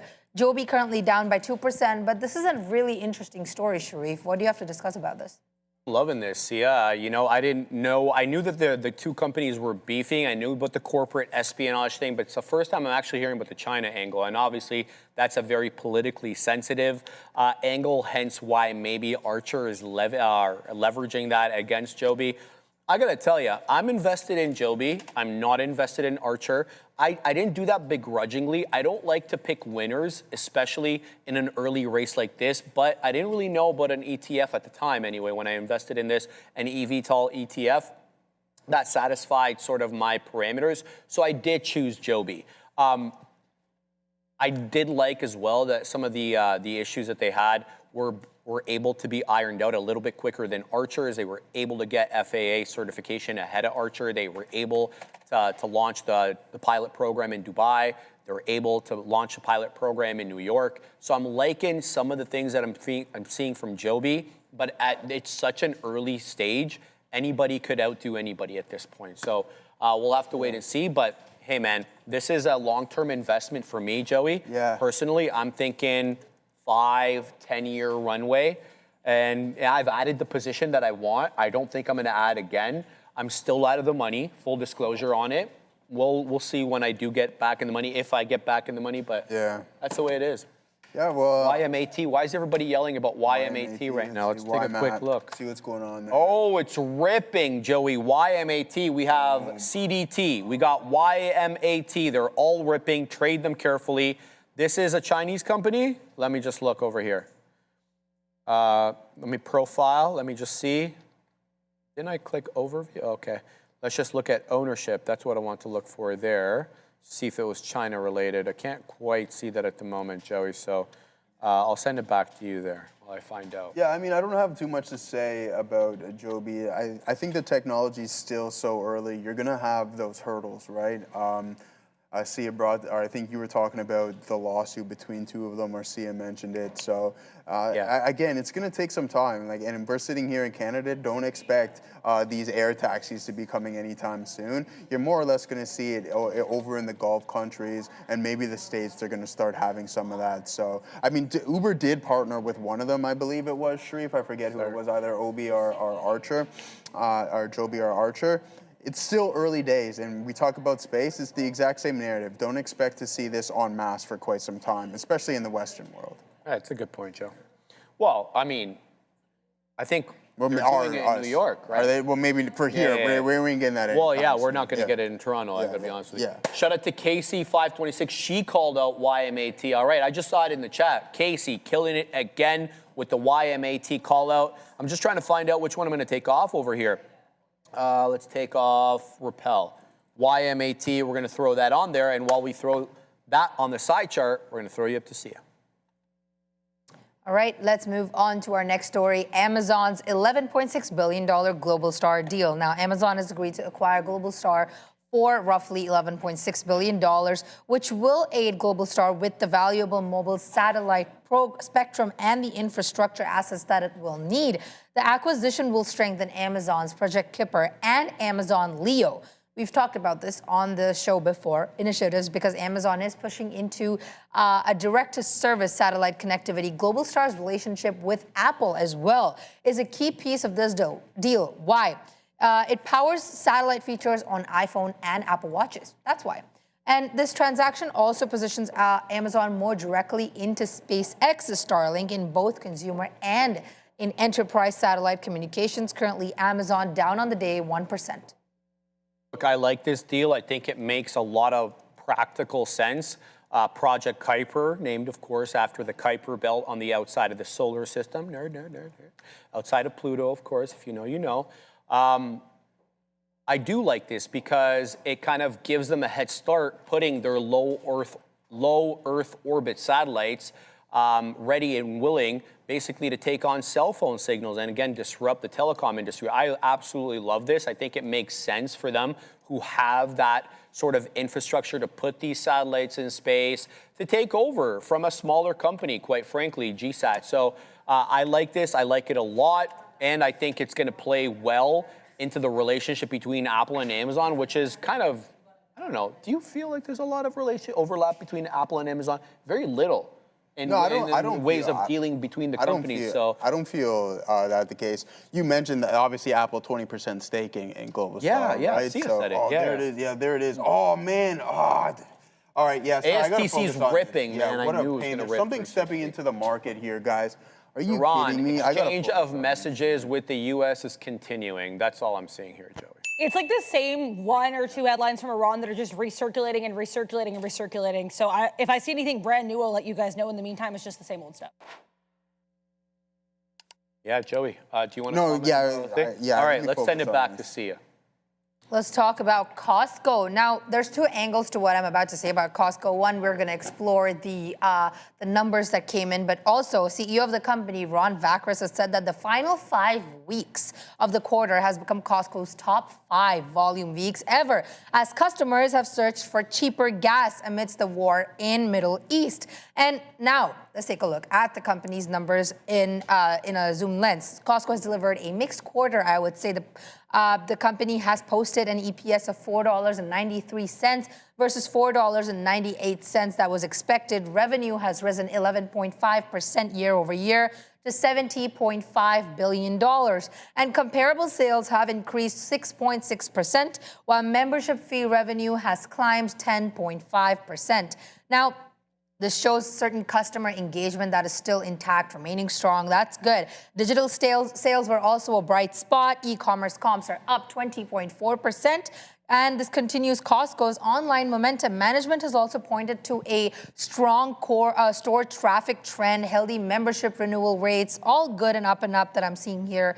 But the issue is valuation and the expectations in the company. Costco has entered earnings near all-time highs, and investors were looking for, I would say, a much cleaner beat. But I want to take Adair's take on this. I know you do have something to say about Costco, Adair. Yeah, I find Costco to be an interesting one. We know that I'm, a big fan of our friend Jim Sinegal of hot dog fame, but I want to talk technicals, which I know I don't always do here, but I think with Costco, as someone who has a deep love for trading Costco, there were some really interesting things that happened technically that I do want to discuss. So for one, this 885 level on the daily, we opened around here. We actually went to like 1,000 and then dropped back down. Now, we also cracked a couple other levels that I was quite shocked by here on the daily and the weekly, which we'll get to in a second. You crack the 666 like it's nothing. You crack 660s like they're nothing. Now, where do we actually run into some kind of support? Well, that's going to be around that 945 level, another level that if I can find it now, here we go. Around here on the weekly did serve as resistance and support. So it's rare that you see a stock kind of, just crack through so many technicals so quickly, but then start respecting them at other times. If you like spready tickers, I have to say COST was absolutely so fun to watch and be involved with this morning. So I did want to give my spready ticker friend COST a bit of a shout out here because I was quite honestly impressed by just the way this respected, at least at the end of the day, respected these technicals and either way interacted with them quite fascinatingly. Right now, being kind of boring here, but as I mentioned, that 945 level has held like a glove. Yes. Okay. So I have many different observations that I want to make here. So we know that they were really doing a lot better with their e-commerce business. What we didn't know a lot about Costco was they were throwing their hat into the AI ring as well. And they have these now AI personalized recommendation carousels. And they're saying that this AI carousel gave them 3 times the conversion rate than their legacy web traffic. You gotta love that. It's a software change that brought in on its own $500 million, 500 million. Not a big number for a company like Costco, but when you look at it in context, especially if you project that over many years and see possible accretion on that technology, I think it's gonna be a game changer. I like as well the fact that they were able to kind of keep a lid on the gross margin compression. So they did drop. It dropped 21 basis points down to 11%. But when you look at the damage done, especially to other companies like Walmart's in the same category, Costco definitely had a bit of a better time at it. And that probably is a credit to their economies of scale. That's point number 2. Point number 3 is they did say that their traffic, foot traffic increased, but apparently they're legally not allowed to keep or to include people who visit the Costco gas stations as people who have visited Costco in a strict sense. So if you take that out, if you take out the gas visits, it's about 2.4% lower in terms of foot traffic. Last but not least, management kind of quietly lowered their fiscal year 2026 net new warehouse opening guidance from 28 stores down to 26. That's not bad in and of itself, but it is something to be concerned about. Typically, when you're not opening as many stores as you had guided earlier, there's usually a reason for that, right? And so something, if you're invested in the company, just some stuff to be on the lookout for there, Joey. Oh yeah, let's go back to see it. Let's talk about AVGO's AI infrastructure that's strengthening by the day. Broadcom continues to be one of Wall Street's favorite AI infrastructure names.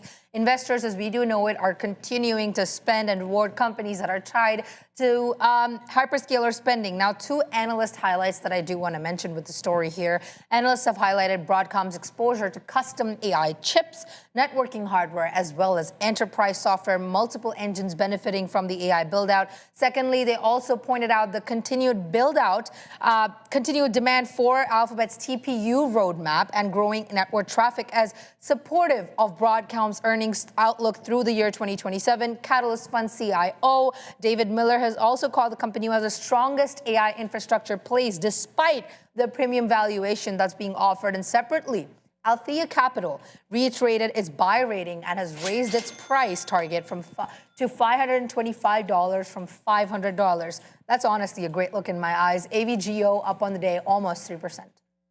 Yeah, look, Broadcom is a name that we've got in the old portfolio there, and it just crossed $2 trillion in market cap. So good look.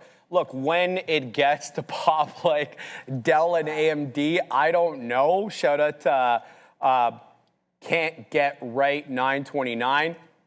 Look, I love the name. I think it's a good company. I like the custom ASICs angle. I love the tie-up with Google, especially with TPUs, helping design that, obviously. That's of a lot of interest to me. I also like the diversification. This is kind of a read-through of the Broadcom. The diversification of Google's TPU usage. They were typically using it in-house. Now they're selling it en masse outside to other companies who want to kind of get around the NVIDIA premium, if we can call it that, because they're a lot more expensive. So yeah, I love this angle. I love the tie-up between the two companies. I think it's probably very, very supportive of the relationship in the long run. ASICs, I think, I've been harping on application-specific integrated circuits, I don't know, since late summer, before it was in vogue and everybody was talking about it. So yeah, we'll keep an eye on these. Marvell, obviously another fantastic play. If you're looking at getting in the custom ASICs game, probably a lot more room for Marvell to rocket up because it's a smaller name. When you're a $2 trillion name, though, I don't know if you can move like Dell. Yeah, it's not the easiest, guys. Here, we'll see what we got up to here in the NASDAQ. We stop out right when we were supposed to, flip it, take some off, and then that news headline hit. We get that spike, but we only take 33% off, and then off to the races it goes. So we take some hefty hits on that one, and unrealized we were there. I mean, we should have took some more, but shoulda, coulda, woulda, neither here nor there. Now, as for Broadcom, Reprieve hit everything on the head. We talk about disruption, and what is NVDA going to do to compete? That's what Jensen's whole vision. They acquired Grok with a Q, not Elon Musk's, just for this specific reason. They have their $2 billion investment into Marvell. So not only do they want to have both vertical and horizontal integration, which will eventually help them, I don't know if I'm going to say take away their market share, but be a little bit more competitive. Now, Shreve mentioned also ask for the margins. Well, what are you going to do to stay there? You're probably going to have to reduce your pricing a little bit in order to hold on to some of your customers. But there's no need for Google to do it. They have their TPUs. There's no need for Amazon because they can spend their cash on these custom chips. NVDA just wants to hold on to what they have there. Man, oh man, I knew this was going to happen. Hold on to what we got. Yeah, but that's what he wants to do. If you're ready or not. This is what I'm talking about. Hold on, man. Sorry, man. Yeah, it's all right. Look, boom, we get out, and then boom, off to the races it goes on that one. So I wouldn't be surprised if the market continues to climb a little bit higher. Just liquidity grabbing us out, and we were just smacking things. So I did use the majority of my risk on that day. We're still sitting on a little bit, but not too much. This was like, that's why I said, hey, skip me on the next story. This is what really grinds me, grinds the gears of the day. But don't let it, bro. Yeah, no, I'm not. I'm not. It's just it's tough. It doesn't give a thing about you. Oh, it doesn't give a thing about it. That's your favorite. No, and I'm not going to stress. Yeah, that's your favorite saying. I'm just reminding you. My favorite. No, I'm not. No, I'm not frustrated like that. Yeah. Trust me. It's just like should have took advantage of it. But sometimes when we got this going on in a lot of things, I know you got to focus part of that, on it. Yeah. That's exactly. It's a frustrating part of being on the show. You're trying to do 100 things at the same time. And we want to do this. We want to do this. But once in a blue moon, like Sharif and I very rarely do it. It's just like, hey, all right, let me see what we got going on here. Because not only that, we want to put on good trades. All right, we probably beat this one dead. It's Friday and then it's Saturday, Sunday. Let's go back to Sia. I'm so sorry. Anyways, let's take a look at the gap between GAP's earning expectations and the problem with the guidance. So GAP has beat its earnings expectations, reporting an EPS of 38 cents versus 37 cents expected. Revenues come in at $3.5 billion. Essentially in line, but we're going to take a closer look. Problem, like I said, was the guidance. Management has cut full-year revenue growth expectations 1% to 2% from 2 to 3% previously. Weakness is centered majorly around Old Navy. You'd be surprised to know in Canada, Old Navy stores not doing that great like they used to, where comparable sales are slowed to 1% growth from 3% last year. All of this is driven by the softer women's apparel demand. Gap's core brand, however, has been performing better, 10% comparable sales growth, but it wasn't enough to offset the concerns that were surrounding Old Navy, which generates, yes, over half of the company's sales. So therefore, Gap is down on the day, almost 18%. Okay. So let's talk about this because it's quite an interesting report. So a massive jump in Gap net income, $339 million. Entirely, almost entirely as a result of a one-line non-recurring item, and that's a $333 million net gain from a legal settlement. On an adjusted basis, so if you were to strip out that 300 and change legal settlement, their net income would be $145 million, or around 38 pennies per share EPS. Compare that 38 to the 90 top line number there. That's, I don't want to say it's fabricated, but it shouldn't be looked at as indicative of their performance going forward. It's a one line and one line only item. CM mentioned Old Navy. Old Navy accounts for about 60% of their total revenue. CEO Richard Dixon said, look, we ooped up. We screwed up on the women's category. Specifically, he's pointing out the dresses. He's pointing to swimwear. He's pointing out the shorts. He says he completely failed to deliver the right value equation. Those are his words, not mine. As a result of that, they dropped their guidance from 2 to 3% for revenue growth for the next year down to 1 to 2. So they're going to get clipped when they do that. Number 3, 200 basis point tariff shock. So the company's gross margins ate about 130 basis points down to about 40.5%, which isn't bad for a physical product. And that was dragged down. I'm going to let you guys guess what the T word is. Tariffs. They had to eat that as well. You got to change the supply. Last but not least, Joey, they returned about $464 million in the shareholders' pocket vis-a-vis share buybacks. But that left them super thin on their free cash flow. Only about $78 million left, Joey, because they were doing those aggressive buybacks. Listen, when you fail on, like, it doesn't matter what gender it's coming from, what happens, you're going to have an increase in inventory, and therefore your churn rate isn't going to be what you're expecting. Now, how do you get rid of that excess? How do you do it, Joey? You give discounts. What happens when you give discounts? Your margins get picked up. You get chewed into the margins. This is what I'm talking about from an apparel standpoint. And I mean, like, hey, I don't even know who shops at Gap anymore. I think it's more or less for the kids. If you ask me, I could be totally wrong, but you're not going to catch me in there. Sharif was in Lululemon last week, probably seen the store and passed it. And was like, I don't even have anything that I want from there. But what I'm getting at, guys, it's really tough in the retail space. And it's like you have that trickle down effect, is that when you're not performing in certain segments, you have to churn that inventory. You have to get rid of it. And with that being said, you're going to have a mass reduction in margins. So come next report, if you've dropped the ball already, you're going to see an increase in inventory, and that's going to be even worse for the stock. And I mentioned this time and time again. If you are supposed to be the most popular brand on the planet and you can't perform well, who am I referring to? Nike? Then these other names have zero chance. We went through a lot of the retail names before, Sharif, you and I, and surprisingly so, the best performer was Urban Outfitters.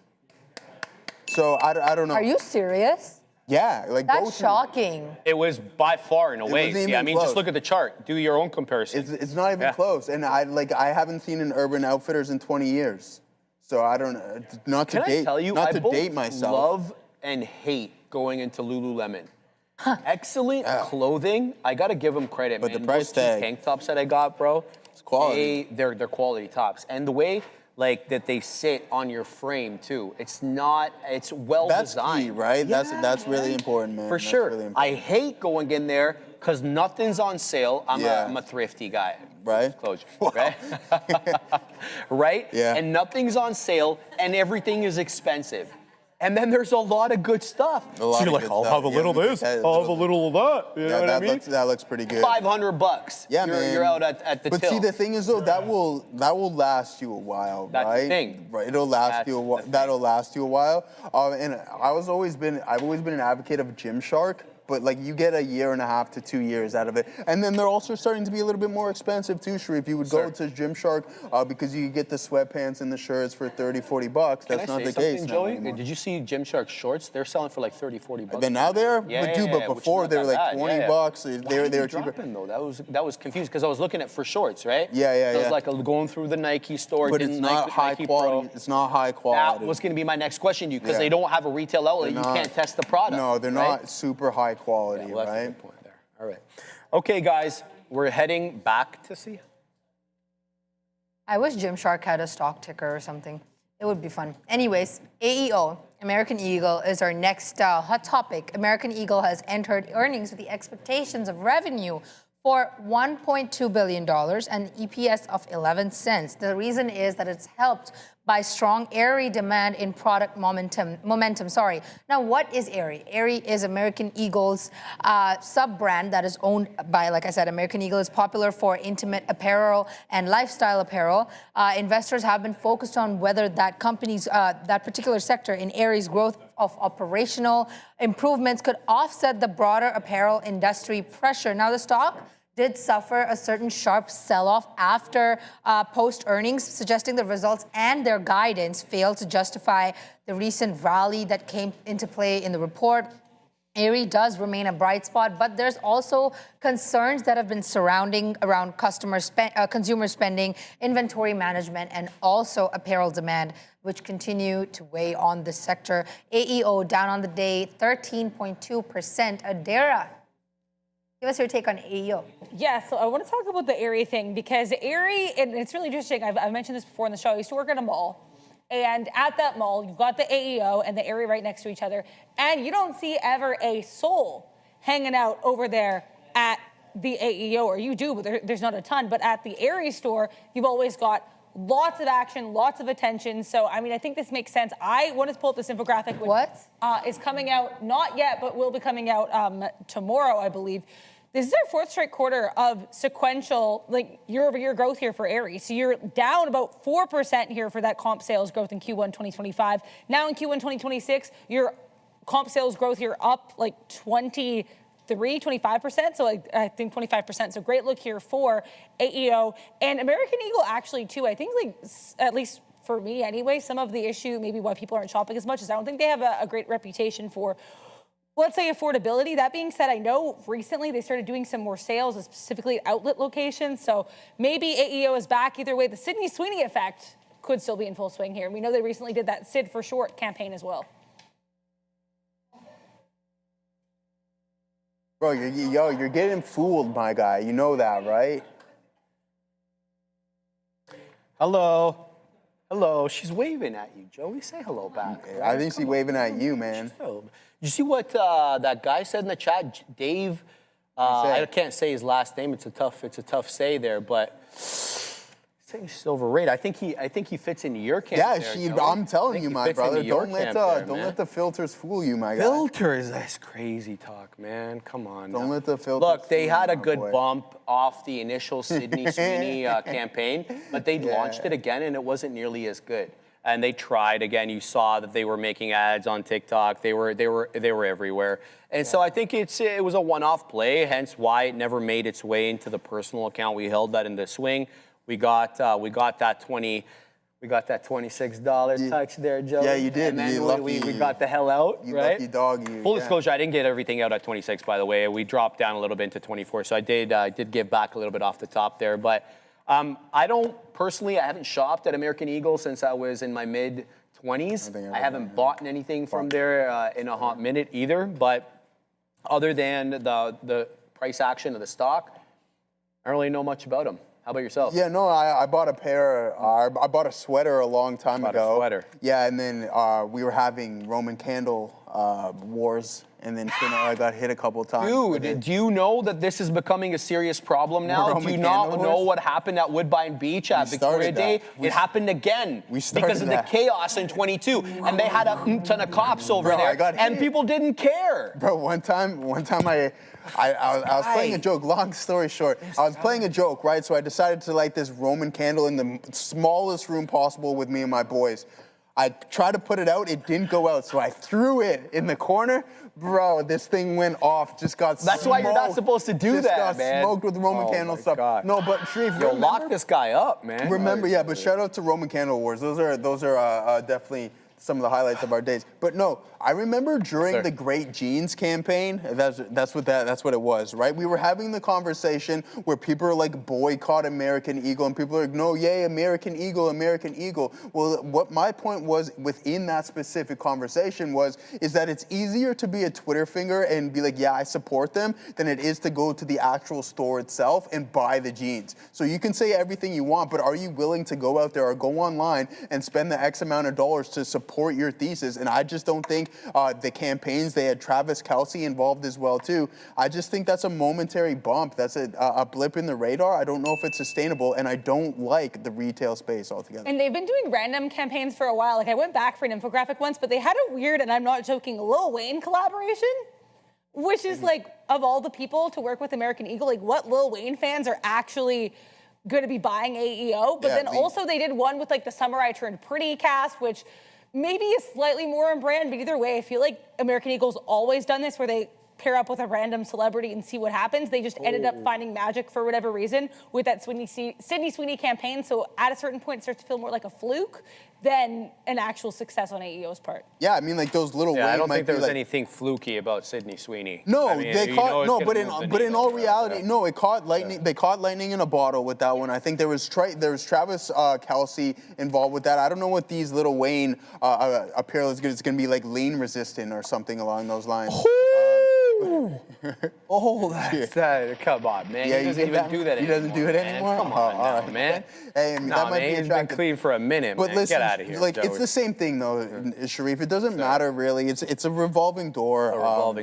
Within the retail space. No, you're not wrong. And like, to be quite honest with you, I think that, you know, with all the cost constraints now, you're probably thinking about some other things. Right, like, you know. But what were we just talking about the other day? The consumer being strong, Best Buy, right? Like Best Buy starting to uptick. But I don't know what is the first thing. I was a little surprised about that because those are big ticket items typically, right? And if the consumer is going to get squeezed, you know, one of the first things they're going to do is cut out big ticket items, and that really, at least so far, it hasn't happened yet. Guys, I'm continuing to watch VCIG here. It's ripping up into 875. I've got a lot of shares on. I'm looking for a bigger move. I want to see a move above 9. It's showing 73 now. We got 29s on.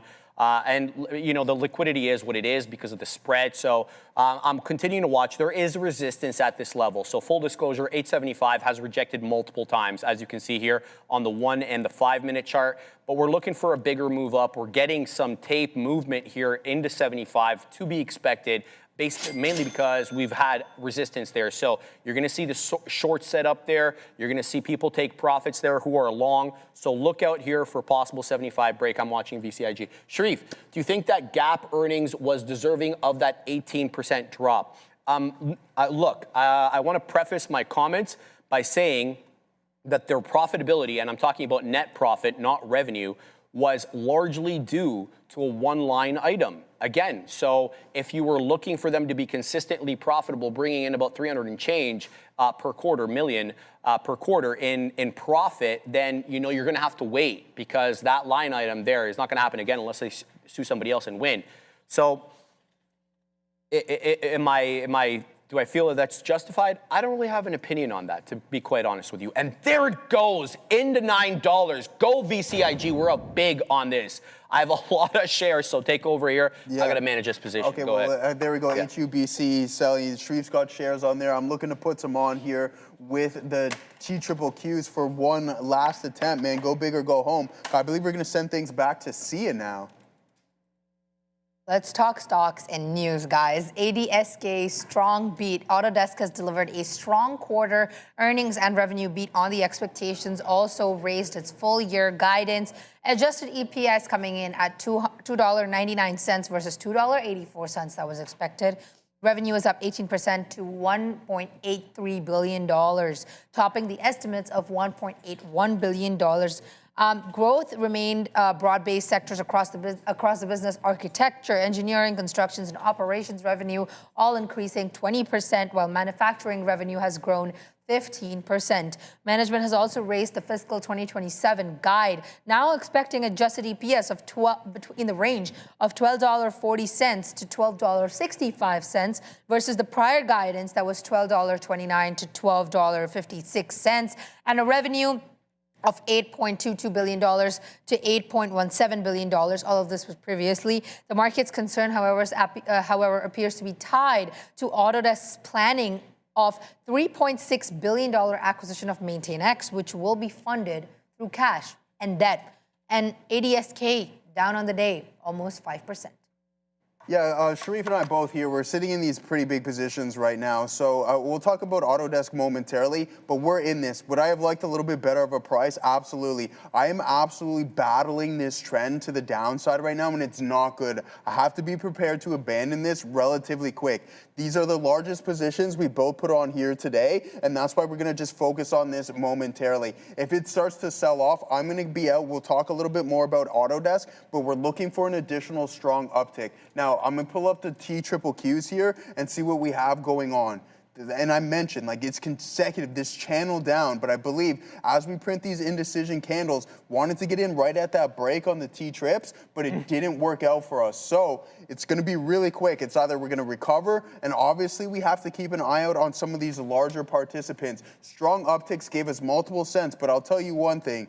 This initial move right here would have flipped the table for us, and now I've just been chasing the dragon. Not necessarily a good thing. We want to avoid it, so we'll take the loss if we have to, which is going to come momentarily. If this candle doesn't hold up, it's the mega caps continuously selling, and then we're going to have to call it a day at that point. So not too good of a look so far here on the TQQQs, guys. Yeah, let's go. We need one more uptick. You got something? Yeah, so a $9 rejection as of now on VCIG.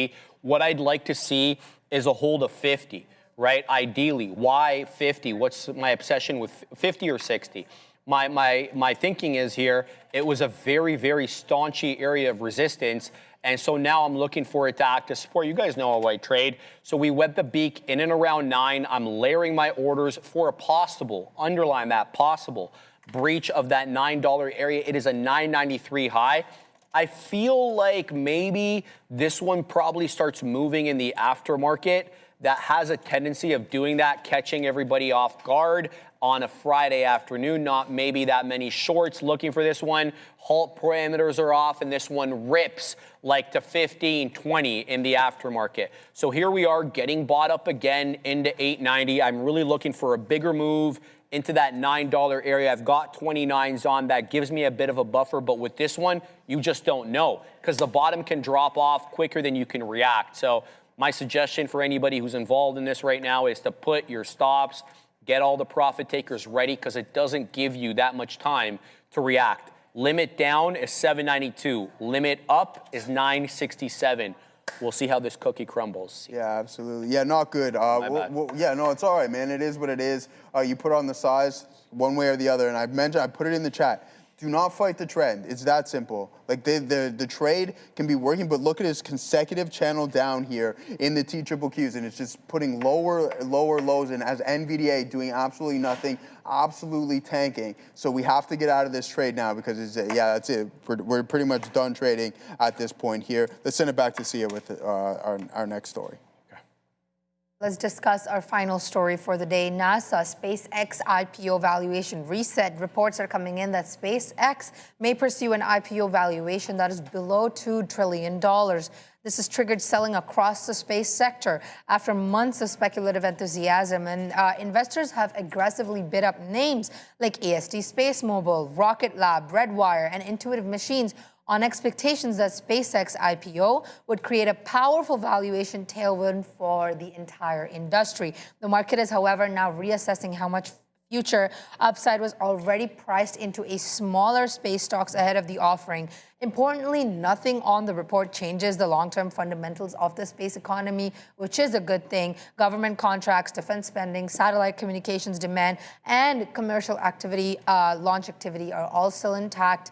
This ETF, NASA, currently down 5.4%. Adair, space stocks. Yeah. Who knew? Yeah, these space stocks not doing too hot today. And I think the other thing that we have mentioned, but I want to kind of restate and really contextualize here, is the situation that happened, unfortunately, with Blue Origin last night, where we had the explosion of that rocket. Jeff Bezos said they're looking into it. So the reason ASTS is dropping, particularly on this, is I guess they announced in 2024 they have a collaboration with Blue Origin, so it's a particularly bad look for them. But it's also interesting the timing of this. So this comes a couple days after Lunar loses that LUNR here, Intuitive Machines, loses that lunar terrain vehicle contract to Blue Origin. Now, obviously, lunar terrain vehicles and rockets, not exactly the same thing, but it is interesting here, the timing of that for Intuitive Machines. They lose that contract, and then something not too great there happens to Blue Origin. But, I mean, again, happy everyone is alive and safe, as Neil said earlier. We're going to have to wait and see what transpires further here for this story and for this space. But yeah, I think it'll be interesting. I think either way here, the SpaceX IPO is so hyped. I can imagine there'll be a nice move here off the open. And I think it was kind of impossible to expect these names to continue to rally into the IPO, but definitely pull back today. We'll just have to see if that pullback continues. Okay, I'm just watching VCIG. You've come to the screen, Assassino. Here we go. We're above 9 now, so this could be the squeeze. Watching. Let's look for a bigger breach now. Looking for 25. We've got 29s on. Seller at 20. Here we go. It's ripping up. Oh, my days. Let's go. We're about to go green on the day. Let's see if we can get up a little bit more. This one has room till 10.